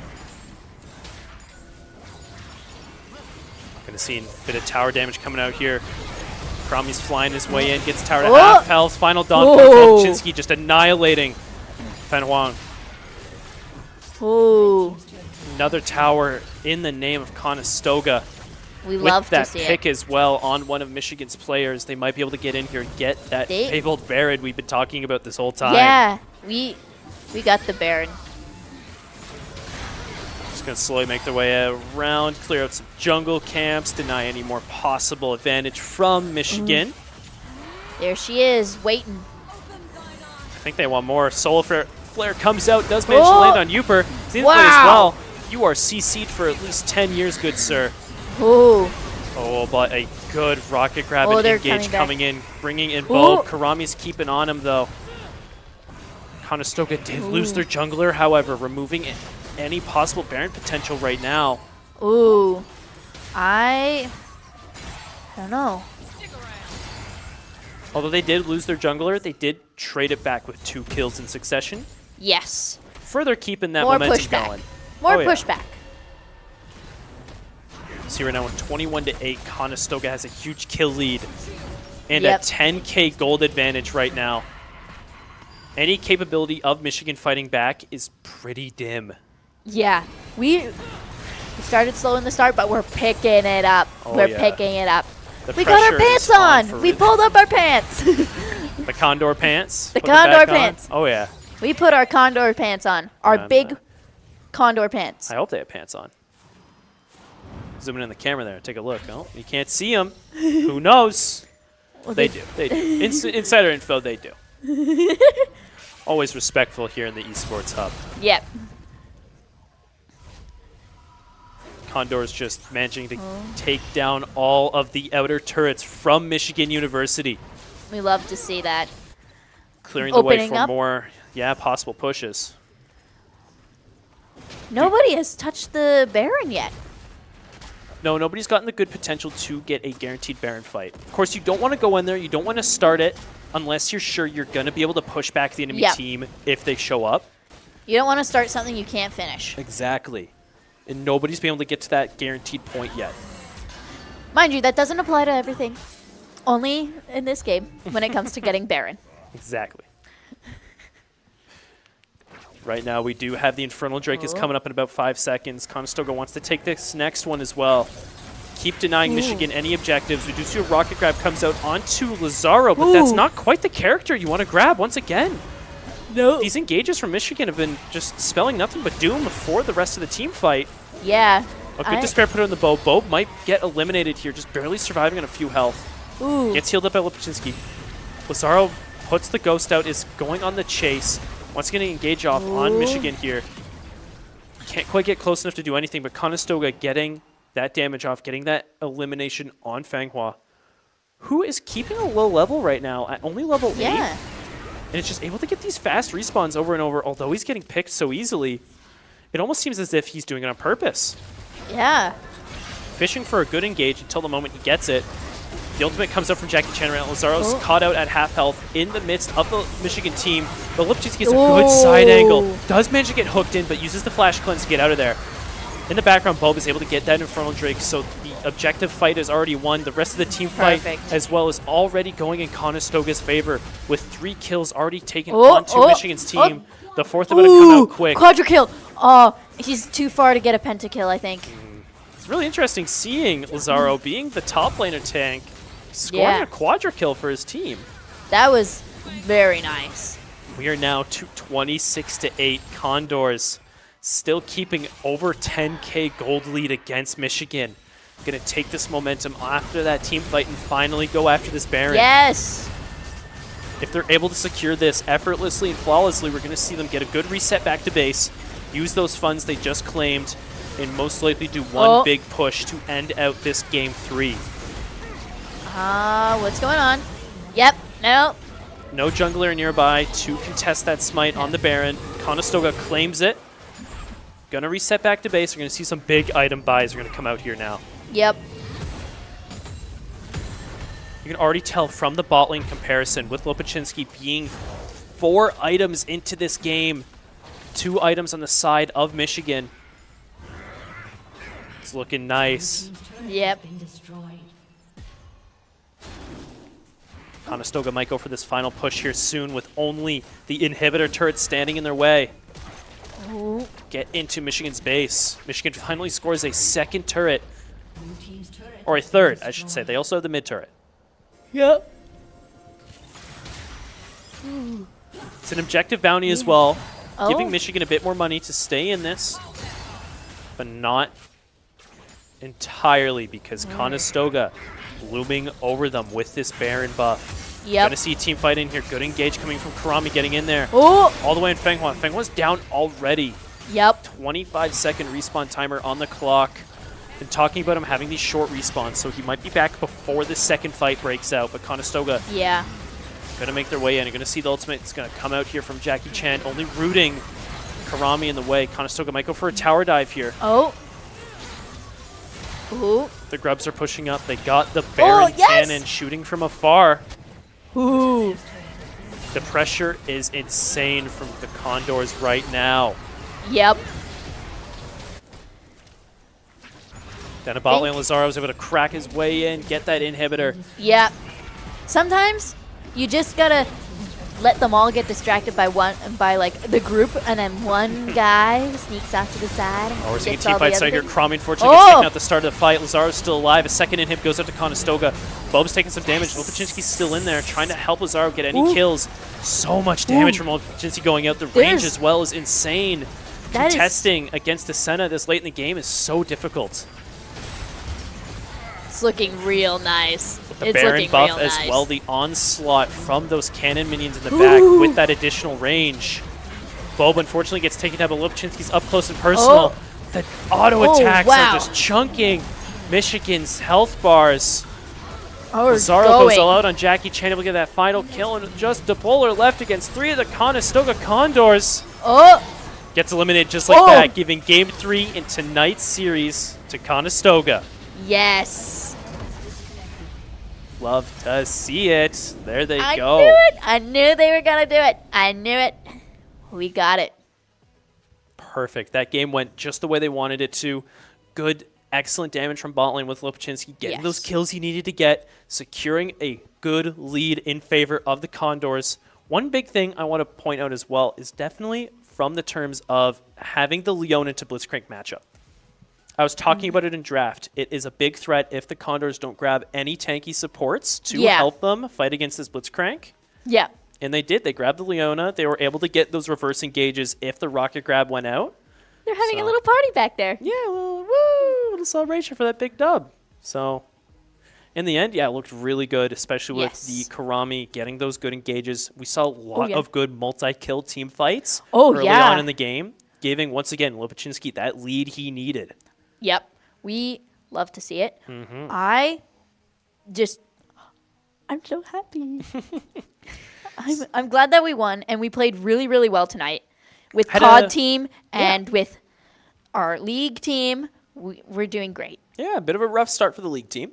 Little bit Didn't manage rough, to get game 1. but we put on our pants. Oh, they dominated in the next 2 games. Yes. Absolute domination from them. Ending off tonight biggest with pants. 2 back-to-back series dubs from both of the Condors teams playing. There we go. And with that all done, we're going to take a look at the other upcoming streams we have coming up because we're not done here yet. No. Following up this Friday, we got CS2 happening at 7 p.m. And that's all we got for this week with that. And then next week, we're going to have February 20th. Nothing happening on Monday. We have a bit of a holiday here. It's Family Day we got going on this weekend. So gonna take the time off on Monday, break a bit of the usual. Yep. But then we'll be back on Tuesday with Valorant White and then followed up by COD and League of Legends once again on Wednesday next week. Yep. But for tonight, that's all we have for you guys. Nice back-to-back dubs, good stuff. Of course, if you haven't followed the socials down below, go take a look at those. And subscribe. Exactly. But that is all for now. Have a good night, everybody. See you later.